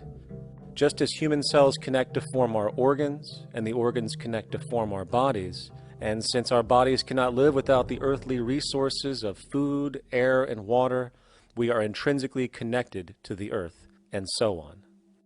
So, as nature suggests, we take all of this inventory and tracking data and create a system to manage it. A global resource management system, in fact, to account for every relevant resource on the planet. There is simply no logical alternative if our goal as a species is survival in the long run. We have to keep track as a whole. That understood, we can now consider production. How do we use all this stuff? What will our process of production be, and what do we need to consider to make sure it is as optimized as possible to maximize our sustainability? Well, the first thing that jumps right out at us is the fact that we need to constantly try and preserve. The planet's resources are essentially finite, so it is important that we be strategic. Strategic preservation is key. The second thing we recognize is that some resources are really not as good as others in their performance. In fact, some of this stuff, when put into use, has a terrible effect on the environment, which invariably hinders our own health. For example, oil and fossil fuels, no matter how you cut it, release some pretty destructive agents into the environment. Therefore, it is critical we do our best to use such things only when we really have to, if at all. Fortunately for us, we see a ton of solar, wind, tidal, wave, heat differential, and geothermal possibilities for energy production, so we can strategize objectively about what we use and where to avoid what could be called negative retroactions, or anything that results from production or use that damages the environment and hence ourselves. We will call this strategic safety, to couple in with our strategic preservation. But production strategies do not stop there. We are going to need an efficiency strategy for the actual mechanics of production itself. And what we find is that there are roughly 3 specific protocols we must adhere to. 1. Every good we produce must be designed to last as long as possible. Naturally, the more things break down, the more resources we are going to need to replace them, and the more waste produced. 2. When things do break down or are no longer usable for whatever reason, it is critical that we harvest or recycle as much as we possibly can. So the production design must take this into account directly at the very earliest stages. 3. Quickly evolving technologies, such as electronics, which are subject to the fastest rates of technological obsolescence, would need to be designed to foreshadow and accommodate physical updates. The last thing we want to do is throw away an entire computer system just because it has only one broken part or is outdated. So we simply design the components to be easily updated, part by part, standardized and universally interchangeable, foreshadowed by the current trend of technological change. And when we realize that the mechanisms of strategic preservation, strategic safety, and strategic efficiency are purely technical considerations, devoid of any human opinion or bias, we simply program these strategies into a computer which can weigh and calculate all the relevant variables, allowing us to always arrive at the absolute best method for sustainable production based on current understandings.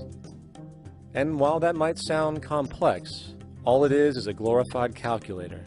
Not to mention such multivariate decision-making and monitoring systems are already used across the world today for isolated purposes. It is simply a process of scaling it out. So, now we not only have our resource management system, but also a production management system, both of which are easily computer automated to maximize efficiency, preservation, and safety.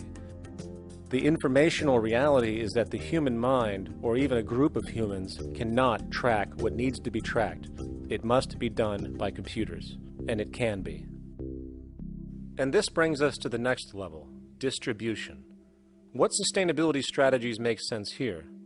Well, since we know that the shortest distance between 2 points is a straight line, and since energy is required to power transport machines, The less transport distance, the more efficient. Producing goods in one continent and shipping them over to another only makes sense if the goods in question simply cannot be produced in the target area. Otherwise, it is nothing but wasteful. We must localize production so distribution is simple, fast, and requires the least amount of energy. We'll call this the proximity strategy, which simply means we reduce the travel of goods as much as possible, whether raw materials or finished consumer products.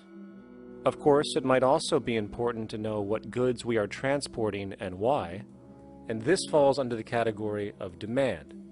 And demand is simply what people need to be healthy and to have a high quality of life. The spectrum of material human needs range from core life-supporting necessities, such as food, clean water, shelter, to social and recreational goods, which allow for relaxation and personal social enjoyment, both important factors in human and social health overall. So, very simply, we take another survey. People describe their needs. Demand is assessed, and production begins based on that demand.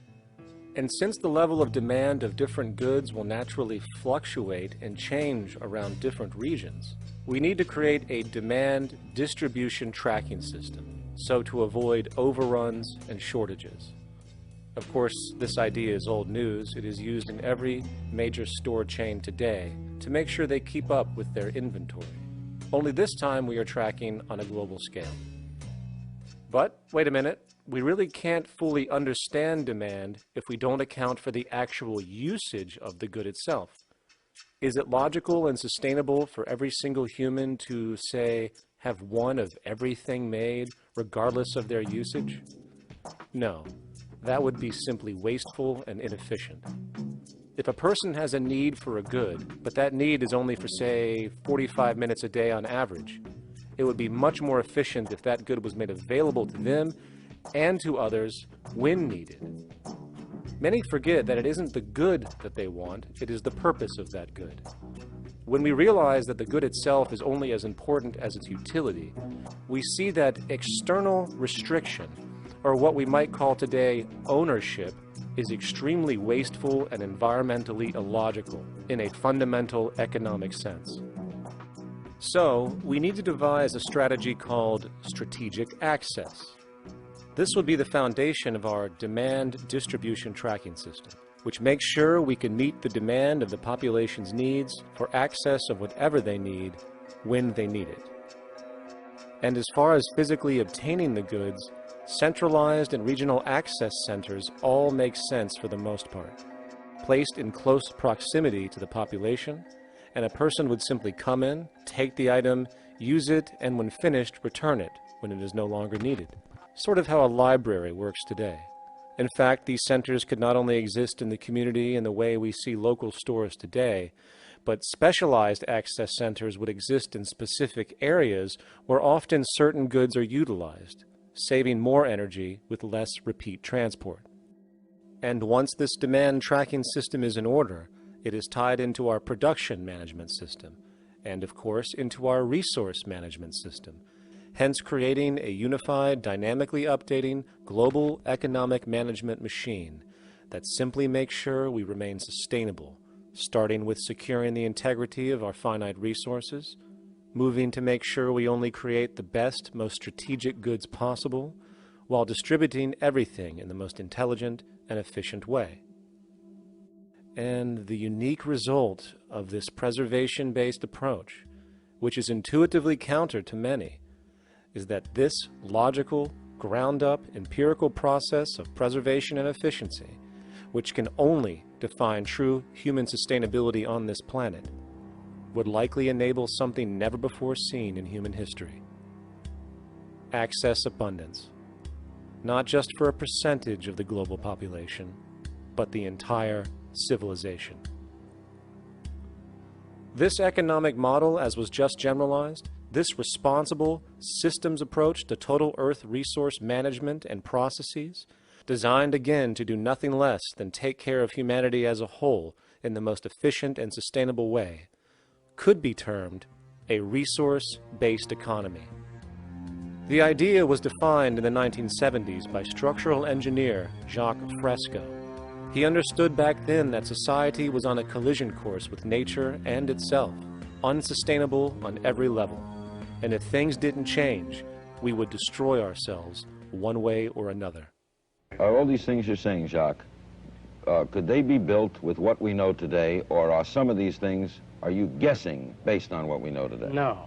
All of these things can be built with what we know today. It would take 10 years to change the surface of the earth, to rebuild the world into a second Garden of Eden. The choice lies with you. The stupidity of a nuclear arms race, the development of weapons, trying to solve your problems politically by electing this political party or that political party, that all politics is immersed in corruption. Let me say it again. Communism, socialism, fascism, the Democrats, the liberals, we want to absorb human beings. All organizations that believe in a better life for man, there are no Negro problems or Polish problems or Jewish problems or Greek problems or women's problems. They're human problems. I'm not afraid of anybody. I don't work for anyone. No one can discharge me. I have no boss. I am afraid to live in the society we live in today. Our society cannot be maintained by this type of incompetency. It was great, the free enterprise system, about 35 years ago. That was the last of its usefulness. Now we've got to change our way of thinking or perish. The horror movies of the future will be our society, the way it didn't work. And politics would be part of a horror movie.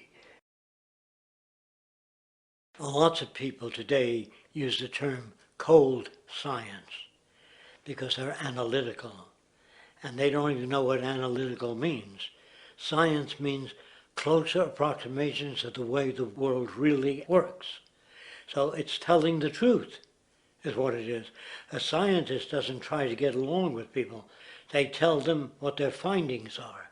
They have to question all things. And if some scientist comes up with an experiment that shows certain materials have certain strength, other scientists have to be able to duplicate that experiment and come up with the same results. Even if a scientist feels that an airplane wing, due to mathematics or calculations, can hold up a given amount of weight, they still pile sandbags on it to see when it breaks. And they say, you know, my calculations are right, or they're not correct. I love that system because it's free of bias and free of thinking that math can solve all the problems. You have to put your math to test also. I think that every system that can be put to test should be put to test, and that all decisions should be based upon research. A resource-based economy is simply the scientific method applied to social concern, an approach utterly absent in the world today. Society is a technical invention, and the most efficient methods of optimized human health, physical production, distribution, city infrastructure, and the like reside in the field of science and technology, not politics or monetary economics. It operates in the same systematic way as, say, an airplane, and there is no Republican or liberal way to build an airplane. Likewise, nature itself is the physical referent we use to prove our science, and it is a set system, emerging only from our increased understanding of it. In fact, it has no regard for what you subjectively think or believe to be true. Rather, it gives you an option. You can learn and fall in line with its natural laws and conduct yourself accordingly, invariably creating good health and sustainability, or you can go against the current to no avail. It doesn't matter how much you believe you can just stand up right now and walk on the wall next to you. The law of gravity will not allow it. If you do not eat, you will die. If you are not touched as an infant, you will die. As harsh as it may sound, nature is a dictatorship, and we can either listen to it and come in harmony with it, or suffer the inevitable adverse consequences. So, a resource-based economy is nothing more than a set of proven, life-supporting understandings where all decisions are based upon optimized human and environmental sustainability. It takes into account the empirical life ground, which every human being shares as a need, regardless, again, of their political or religious philosophy. There is no cultural relativism to this approach. It isn't a matter of opinion.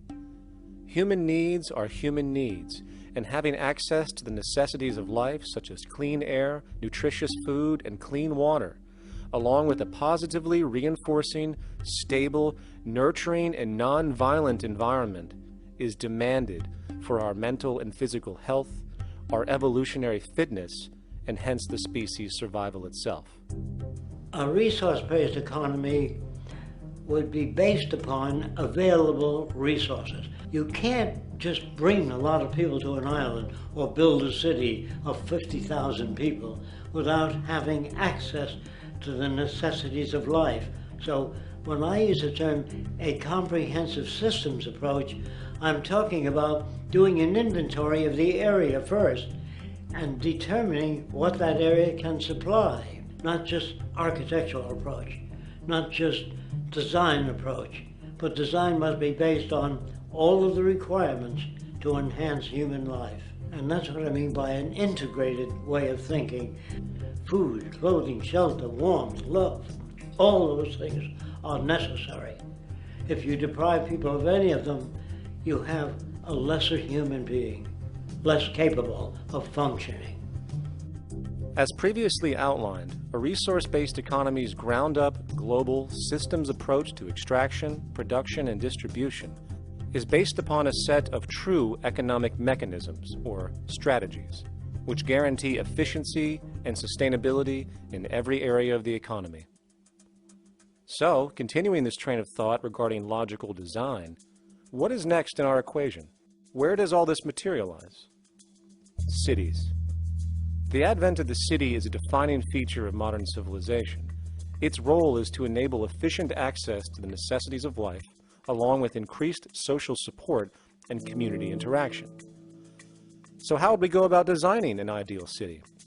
What shape should we make it? Square? Trapezoid? Well, given we're going to be moving around the thing, we might as well make it as equidistant as possible for ease, hence the circle. What should the city contain? Well, naturally we need a residential area, a goods production area, a power generation area, an agricultural area. But we also need nurturing as human beings, hence culture, nature, recreation, and education. So let's include a nice open park, an entertainment events area for cultural purposes and socializing, and educational and research facilities. And since we're working with a circle, it seems rational to place these functions in belts based on the amount of land required for each goal, along with ease of access. Very good. Now, let's get down to specifics. First, we need to consider the core infrastructure, or intestines, of the city organism. These would be the water, good, waste, and energy transport channels. Just as we have water and sewage systems under our cities today, we would extend this channeling concept to integrate waste recycling and delivery itself. No more mailmen or garbage men. It is built right in. We could even use automated pneumatic tubes and similar technologies. Same goes for transport. It needs to be integrated and strategically designed to reduce or even remove the need for wasteful, independent automobiles. Electric trams, conveyors, transveyors, and maglevs, which can take you virtually anywhere in the city, even up and down, along with connecting you to other cities as well. And of course, in the event an automobile is required, it is automated by satellite for safety and integrity. In fact, this automation technology is in working order right now. Automobile accidents kill about 1.2 million people every single year, injuring about 50 million. This is absurd and doesn't have to occur. Between efficient city design and automated driverless cars, this death toll can be virtually eliminated. Agriculture. Today, through our haphazard, cost-cutting industrial methods, using pesticides, excessive fertilizers, and other means, we have successfully destroyed much of the arable land on this planet, not to mention also extensively poisoning our bodies. In fact, industrial and agricultural chemical toxins now show up in virtually every human being tested, including infants. Fortunately, there is a glaring alternative: the soilless mediums of hydroponics and aeroponics, which also reduce nutrient and water requirements by up to 75% of our current usage.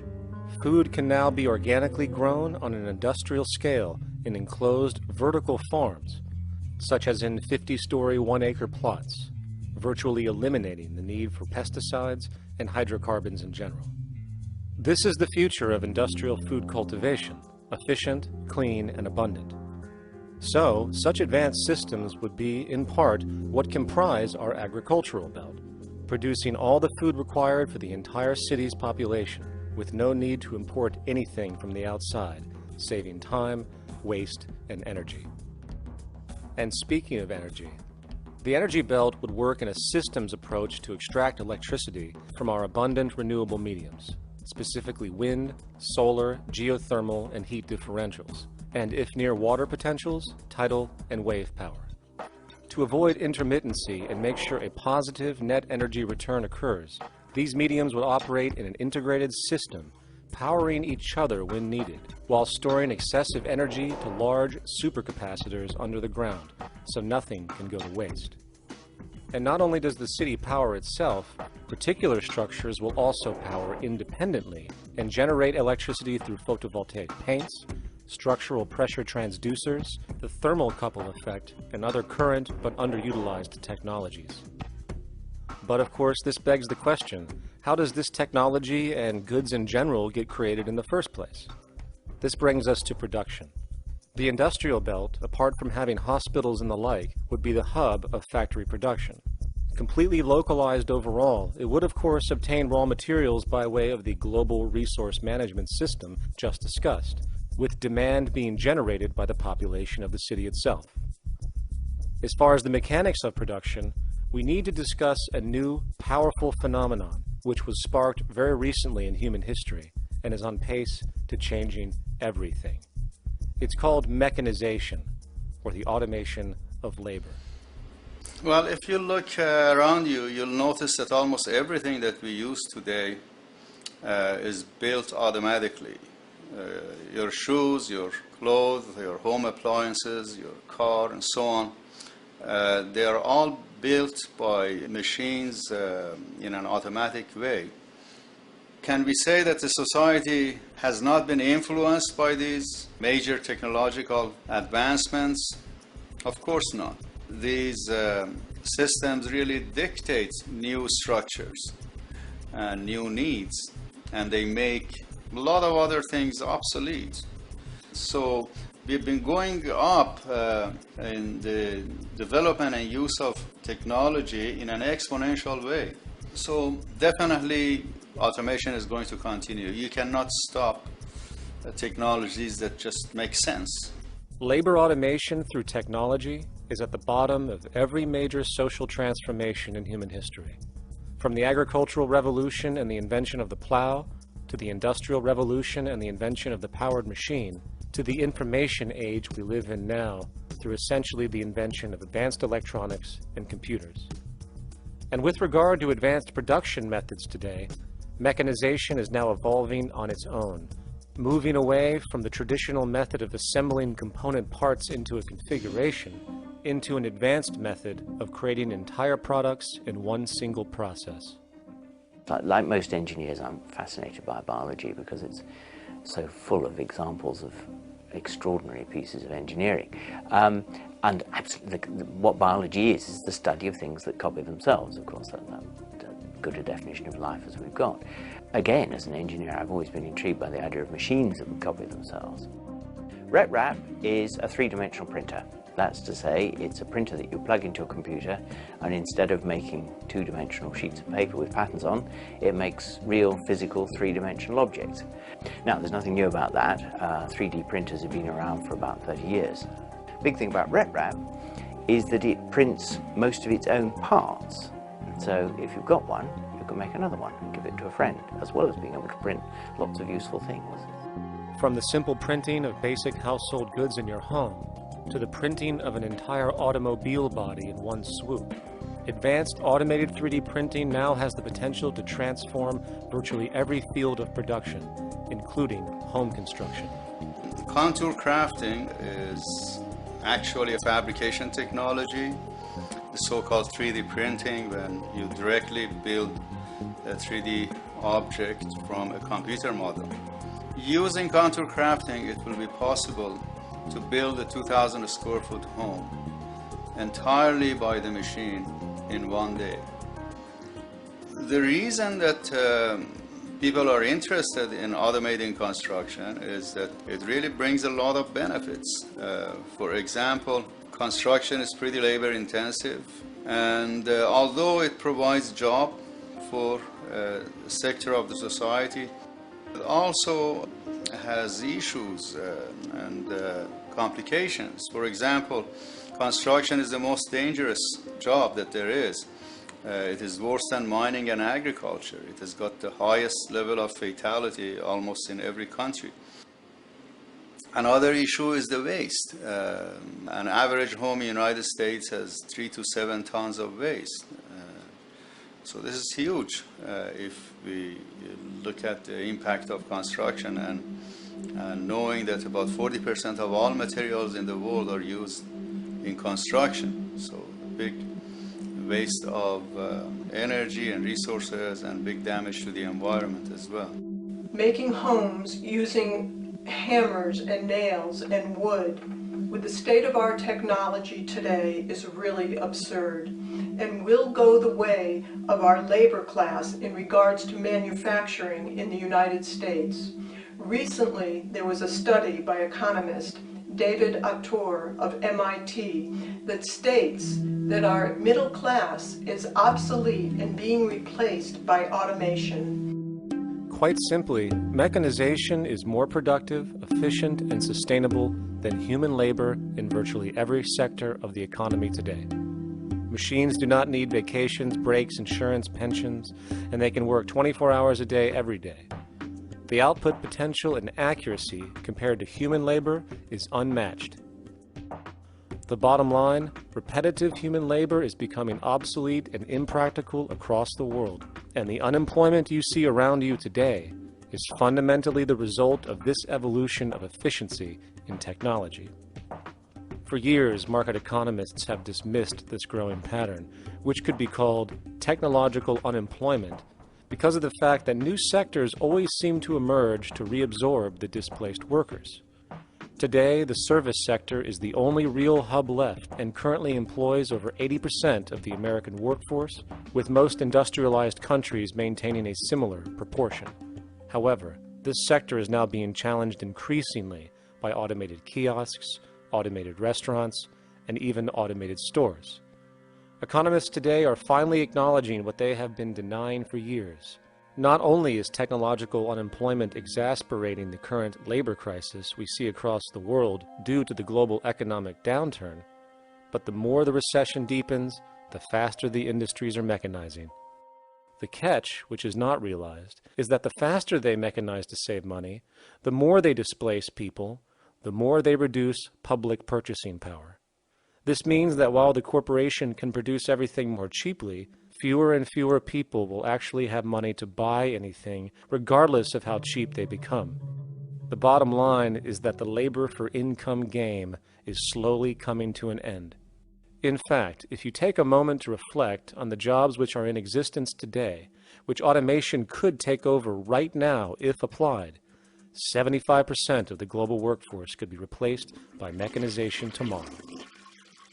And this is why, in a resource-based economy, there is no monetary market system, no money at all, for there is no need. A resource-based economy recognizes the efficiency of mechanization and accepts it for what it offers. It doesn't fight it like we do today. Why? Because it is irresponsible not to, given any interest in efficiency and sustainability. And this brings us back to our city system. In the center is the central dome, which not only houses the educational facilities and transportation hub, it also hosts the mainframe that runs the city's technical operations. The city is, in fact, one big automated machine. It has sensors in all technical belts to track the progress of agriculture, energy gathering, production, distribution, and the like.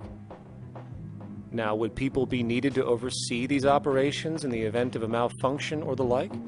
Most probably yes, but that number would decrease over time as improvements continue. However, as of today, maybe 3% of the city population would be needed for this job when you break it down. And I can assure you, that in an economic system which is actually designed to take care of you and secure your well-being, without you having to submit to a private dictatorship on a daily basis, usually to a job that is either technically unnecessary or socially pointless, while often struggling with debt that doesn't exist just to make ends meet. I guarantee you people will volunteer their time left and right to maintain and improve a system that actually takes care of them. And coupled with this issue of incentive comes the common assumption that if there isn't some external pressure for one to work for a living, people will just sit around, do nothing, and turn into fat, lazy blobs. This is nonsense. The labor system we have today is in fact the generator of laziness, not a resolver of it. If you think back to when you were a child, full of life, interested in new things to understand, likely creating and exploring, but as time went on, the system pushed you into the focus of figuring out how to make money. And from early education to study at a university, you are narrowed, only to emerge as a creature which serves as a cog in a wheel in a model that sends all the fruits to the upper 1%. Scientific studies have now shown that people are, in fact, not motivated by monetary reward when it comes to ingenuity and creation. The creation itself is the reward. Money, in fact, appears only to serve as an incentive for repetitive, mundane actions, a role we have just now shown can be replaced by machine. So when it comes to innovation, the actual use of the human mind, the monetary incentive has proven to be a hindrance, interfering and detracting from creative thought. And this might explain why Nikola Tesla, the Wright brothers, and other inventors who contributed massively to our current world never showed a monetary incentive to do so. Money is, in fact, a false incentive and causes 100 times more distortion than it does contribution. Good morning, class. Please settle down. The first thing I would like to do is go around the room and ask what everyone would like to be when they grow up. Who'd like to go first? Okay, how about you, Sarah? When I grow up, I want to work at McDonald's like my mom. Oh, family tradition, eh? How about you, Linda? When I grow up, I'm going to be a prostitute on the streets of New York City. Oh, glamour girl, huh? Very ambitious. How about you, Tommy? When I grow up, I'm going to be a rich, elitist businessman who works on Wall Street and profits off of the collapse of foreign economies. Enterprising, and great to see some multicultural interest. As stated before, a resource-based economy applies the scientific method to social concern, and this isn't limited to simply technical efficiency. It also has the consideration of human and social well-being directly and what comprises it. What good is a social system if, in the end, it doesn't produce happiness and peaceful coexistence? So it is important to point out that with the removal of the money system and the necessities of life provided, we would see a global reduction in crime by about 95% almost immediately, for there is nothing to steal, embezzle, scam, or the like. 95% of all people in prisons today are there due to some monetary-related crime or drug abuse, and drug abuse is a disorder, not a crime. So what about the other 5%, the truly violent, often seeming to some as being violent for the sake of being violent? Are they just evil people? The reason that I frankly think it's a waste of time to engage in moral value judgments about people's violence is because it doesn't advance by one iota our understanding of either the causes or the prevention of the violent behavior. People sometimes ask if I believe in forgiving criminals. My answer to that is, no, I don't believe in forgiveness any more than I believe in condemnation. It's only if we as a society can take the same attitude of treating violence as a problem in public health and preventive medicine rather than as a moral evil It's only when we make that change in our own attitudes and assumptions and values that we will actually succeed in reducing the level of violence rather than stimulating it, which is what we do now. The more justice you seek, the more hurt you become, because there's no such thing as justice.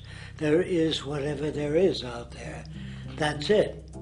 In other words, if people are conditioned to be racist and bigots, if they're brought up in an environment that advocates that, why do you blame the person for it? They're a victim of a subculture. Therefore, they have to be helped. The point is, we have to redesign the environment that produces aberrant behavior. That's the problem, not putting a person in jail. That's why judges, lawyers, freedom of choice, such concepts are dangerous, because it gives you misinformation that the person is bad or that person is a serial killer. Serial killers are made, just like soldiers become serial killers with a machine gun.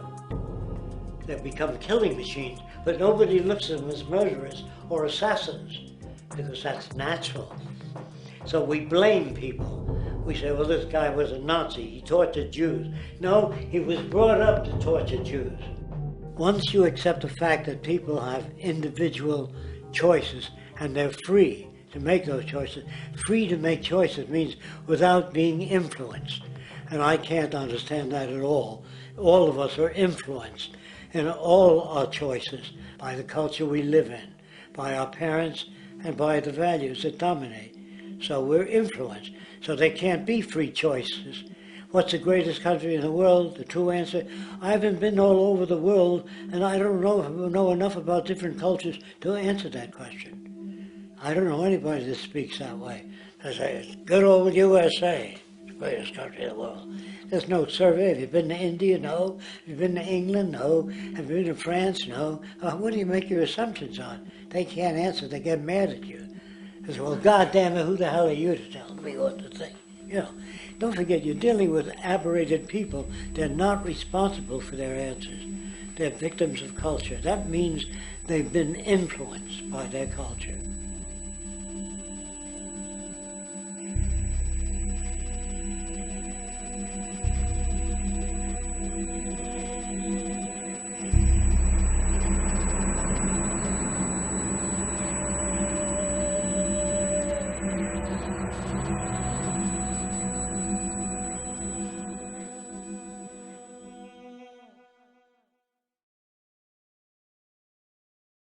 When we consider a resource-based economy, there are often a number of arguments that tend to come up with regard to the efficiency. Hey! Now hold on just a minute. Yes? I know what this is. This is called Marxism, buddy. Stalin killed 800 billion people because of ideas like this. My father died in the gulag. Hold on. Communist, fascist. You know, like America, you should just leave. All right, everybody just calm down. To the New World Order. To the New World Order. And as the irrationality of the audience grew, shocked and confused, suddenly the narrator suffered a fatal heart attack. And the seemingly communist propaganda film was no more.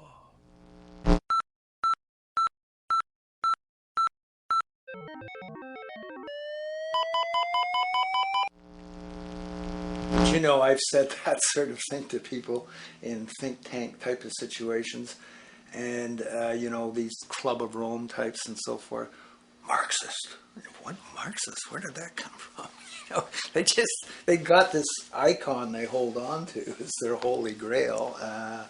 And it's such an easy one, you know. People ask if I'm a socialist or a communist or a capitalist, and I say I'm none of the above. And why do you think that those are the only options?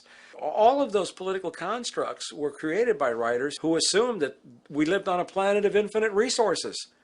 Not a one of those political philosophies even contemplates that there might be a shortage of anything.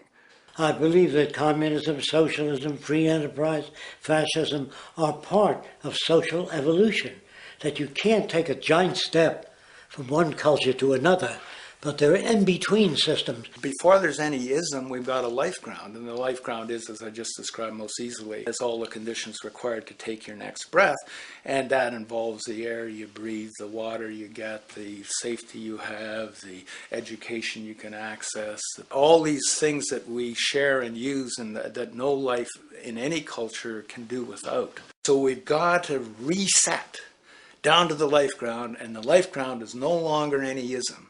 It's life value analysis.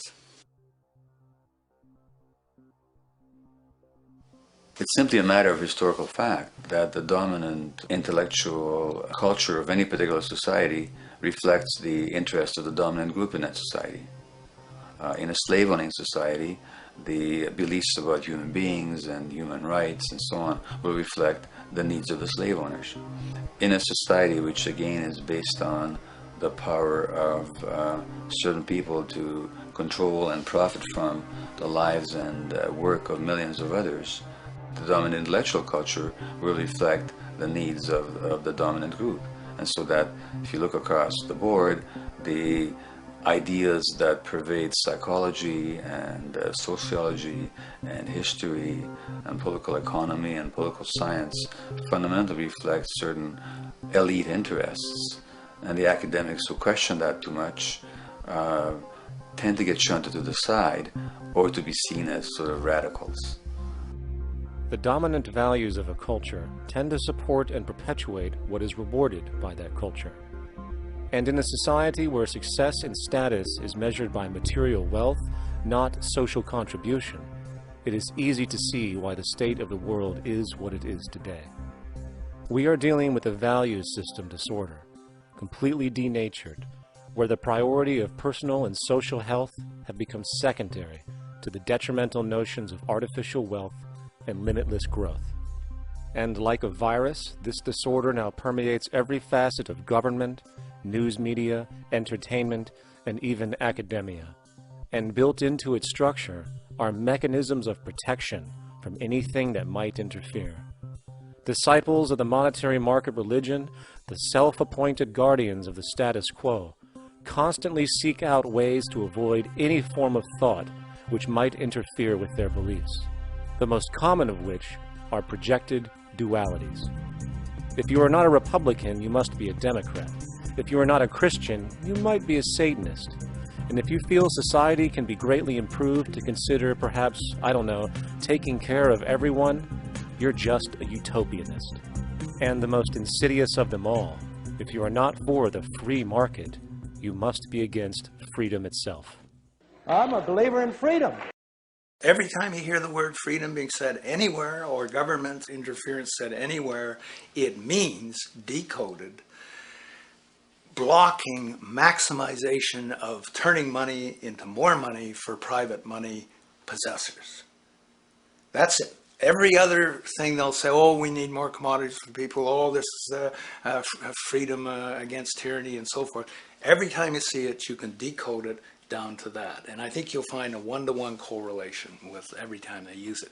And this is the sense in which we might call it's a syntax, a governing syntax of understanding and of value, so that it governs beneath their own recognition of it. So they may not say, oh, I didn't mean that at all, but in fact, that's what they do. Just like you may speak a grammar, and you have rules of grammar you follow without recognizing what the rules are. And so what we have is what I call the ruling value syntax that underlies this. So every time they use these words, government interference, lack of freedom, or progress, or development, you can decode them all to come back to mean that. Of course, when you hear the word freedom, it tends to be in the same sentence with something called democracy. It's fascinating how people today seem to believe that they actually have a relevant influence on what their government does, forgetting that the very nature of our system offers everything for sale. The only vote that counts is the monetary vote, and it doesn't matter how much any activist yells about ethics or accountability. In a market system, every politician, every legislation, and hence every government is for sale. And even with the $20 trillion bank bailout starting in 2007, an amount of money which could have changed, say, the global energy infrastructure to fully renewable methods, instead going to a series of institutions that literally do nothing to help society, institutions that could be removed tomorrow with no recourse. The blind conditioning that politics and politicians exist for the public well-being still continues. The fact is, politics is a business, no different than any other in a market system, and they care about their self-interest before anything else. I don't really, honestly, deep down believe in political action. I think the system contracts and expands as it wants to. It accommodates these changes. I think the civil rights movement was an accommodation on the part of those who own the country. I think they see where their self-interest lies. They see a certain amount of freedom seems good, an illusion of liberty. Give these people a voting day every year so that they'll have the illusion of meaningless choice. Meaningless choice that we go like slaves and say, "Oh, I voted." The limits of debate in this country are established before the debate even begins, and everyone else is marginalized. They're made to seem either to be communists or some sort of disloyal person. A kook, there's a word. And now it's conspiracy. Say, they've made that something that should not be even entertained for a minute, that powerful people might get together and have a plan. Doesn't happen. You're a kook. You're a conspiracy buff. And of all the mechanisms of defense of this system, there are two that repeatedly come up. The first is this idea that the system has been the cause of the material progress we have seen on this planet. Well, no. There are basically two root causes which have created the increased so-called wealth and population growth we see today. One, the exponential advancement of production technology, hence scientific ingenuity. And two, the initial discovery of abundant hydrocarbon energy, which is currently the foundation of the entire socioeconomic system. The free market, capitalist, monetary market system, whatever you want to call it, has done nothing but ride the wave of these advents with a distorted incentive system and a haphazard, grossly unequal method of utilizing and distributing those fruits. The second defense is a belligerent social bias generated from years of propaganda, which sees any other social system as a route to so-called tyranny, with various name droppings of Stalin, Mao, Hitler, and the death tolls they generated. Well, as despotic as these men might have been, along with the societal approaches they perpetuated, when it comes to the game of death, when it comes to the systematic daily mass murder of human beings, nothing in history compares to what we have today. Famines throughout at least the last century of our history have not been caused by a lack of food. They've been caused by relative poverty. The economic resources were so inequitably distributed that the poor simply didn't have enough money with which to buy the food that would have been available if they could have afforded to pay for it. That would be an example of structural violence. Another example, in Africa and some other areas, but I'll particularly focus on Africa, tens of millions of people are dying of AIDS. Why are they dying? It's not because we don't know how to treat AIDS. We have, millions of people in the wealthy countries are getting along remarkably well because they have the medicines that will treat it. The people in Africa who are dying of AIDS are not dying because of the HIV virus. They're dying because they don't have the money with which to pay for the drugs that would keep them alive.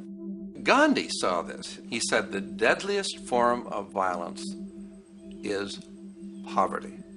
And that's absolutely right. Poverty kills far more people than all the wars in history, more people than all the murderers in history, more than all the suicides in history.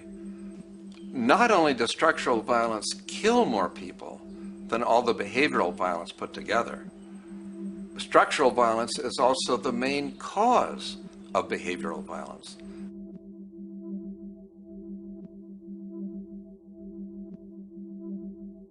Oil is the foundation of, and it is present throughout the edifice of human civilization. There are 10 calories of hydrocarbon energy, oil and natural gas, in every calorie of food you and I eat in the industrialized world. Fertilizers are made from natural gas. Pesticides are made from oil. You drive oil-powered machines to plant, plow, irrigate, harvest, transport, package. You wrap the food in plastic, that's oil. All plastic is oil. There are 7 gallons of oil in every tire. Oil is everywhere. It's ubiquitous. And it's only because of oil that there are 7 billion people, or almost 7 billion people on this planet right now. The arrival of this cheap, easy energy, which is equivalent, by the way, to billions of slaves working around the clock, changed the world in such a radical way over the last century, and the population has gone up 10 times. But by 2050, oil supply is able to support less than half the present world's population in their present way of life. So the scale of adjustment to live differently is just enormous. The world is now using 6 barrels of oil for every barrel it finds. 5 years ago, it was using 4 barrels of oil for every barrel it finds. A year from now, it's going to be using 8 barrels of oil for every barrel it finds. What's disturbing to me is the lack of any real effort from governments worldwide or industry leaders worldwide to do something different. I mean, we have these sort of attempts to build more wind power and to maybe do something with tide. We've got attempts to make our cars a little bit more efficient. But there's nothing which really looks like a revolution coming along. These are all pretty minor. And that, I think, is pretty frightening. And the governments who are driven by these economists who don't really appreciate what we're talking about are trying to stimulate consumerism to restore past prosperity in the hope that they can restore the past. They're printing yet more money lacking any collateral at all. So if the economy improves and recovers and growth, famous growth comes back, it'll only be short-lived because within a short period of time, counted in months rather than years, it'll hit the supply barrier again. There'll be another price shock and a deeper recession. So I think we go into a series of vicious circles. So you have the economic growth going up, price spike, everything shuts down, that's where we are now. Then it starts to come up again. But what we have now is this area where there's no more ability to produce cheap energy. We're at the peak. We're on the downslope of oil production. No way you're going to get any more out of the ground any faster, which means that things shut down. The price of oil drops, which it did in early 2009, but then as you have an ersatz so-called recovery, the price of oil starts to come back. It's recently been hovering around $80 a barrel, and what we see is at $80 a barrel now, with the economic and financial collapse, people are having a hard time affording that. World oil production right now is about 86 million barrels a day. Over 10 years, you're looking at roughly 40 million barrels a day having to be replaced. There's nothing around which can come even within 1% of meeting that sort of demand. If we don't do something pretty quickly, there's going to be a huge energy deficiency. I think the big mistake is in not recognizing a decade or so ago that a concerted effort needed to be made to develop these sustainable forms of energy. I think that's something our grandchildren will look back on with total disbelief. You people knew that you were dealing with a finite commodity. How could you possibly have built your economy around something which was going to disappear? For the first time in human history, the species is now faced with the depletion of a core resource central to our current system of survival. And the punchline of the whole thing is that even with oil becoming more and more scarce, the economic system will still blindly push its cancerous growth model, so people can go out and buy more oil-powered cars to generate GDP and jobs, exacerbating the decline. Are there solutions to replace the edifice of the hydrocarbon economy? Of course. But the path needed to accomplish these changes will not manifest through the market system protocols required, since new solutions can only be implemented through the profit mechanism. People are not investing in renewable energies because there is no money in it in both the long and short term, and the commitment needed to make it happen can only occur at a severe financial loss. Hence, there is no monetary incentive, and in this system, if there's no monetary incentive, things do not happen. And on top of it all, peak oil is just one of many surfacing consequences of the environmental social train wreck gaining speed today. Other declines include freshwater, the very fabric of our existence, which is currently showing shortages for 2.8 billion people, and those shortages are on pace to reach 4 billion by 2030. Food production, the destruction of arable cropland, from which 99.7% of all human food comes from today, is occurring up to 40 times faster than it is being replenished. And over the last 40 years, 30% of the arable land has become unproductive. Not to mention that hydrocarbons are the backbone of agriculture today, and as it declines, so will the food supply.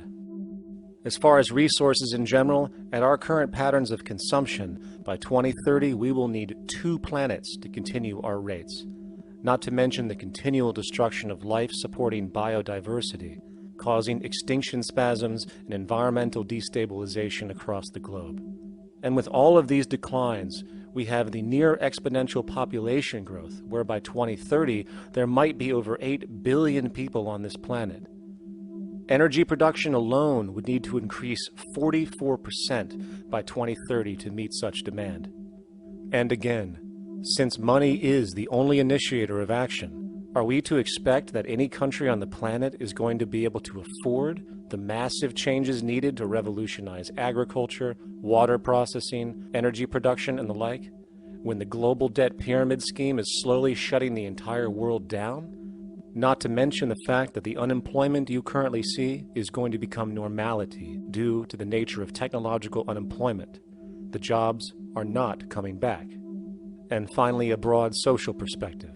From 1970 to 2010, poverty on this planet doubled due to this system. And given our current state, do you honestly think we will see anything less than more doubling, more suffering, and more mass starvation?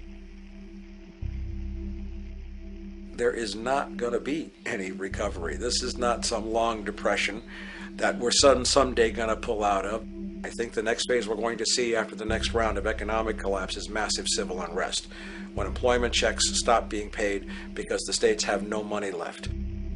And when things get so bad that people lose confidence in their elected leaders, they will demand change if we don't kill each other in the process or destroy the environment. I'm just afraid that we might get to the point of no return. And that bothers me no end. We do all we can to avoid that condition. It's clear that we're on the verge of a great transition in human life. What we face now is this fundamental change of the life we've known over the last century. There has to be a link between the economy and the resources of this planet, the resources being, of course, all animal and plant life, the health of the oceans and everything else. This is a monetary paradigm that will not let go until it's killed the last human being. The in-group will do all it can to stay in power.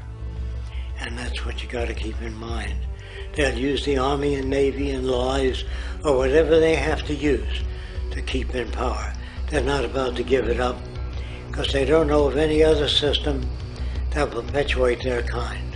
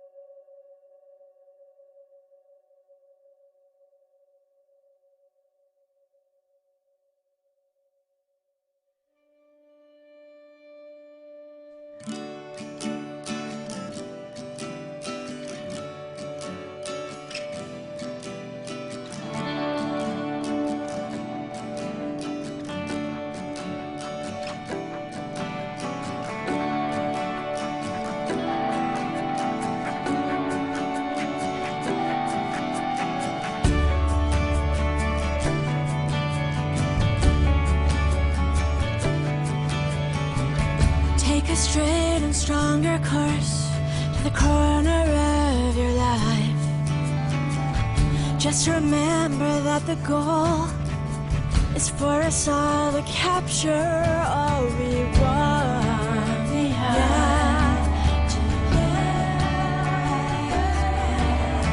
Don't surround yourself with yourself. Move on back to squares. Send an instant karma to me, and I shall live with love and care for yourself. 'Cause it's time and time with your time, and its news is captured for the queen to use.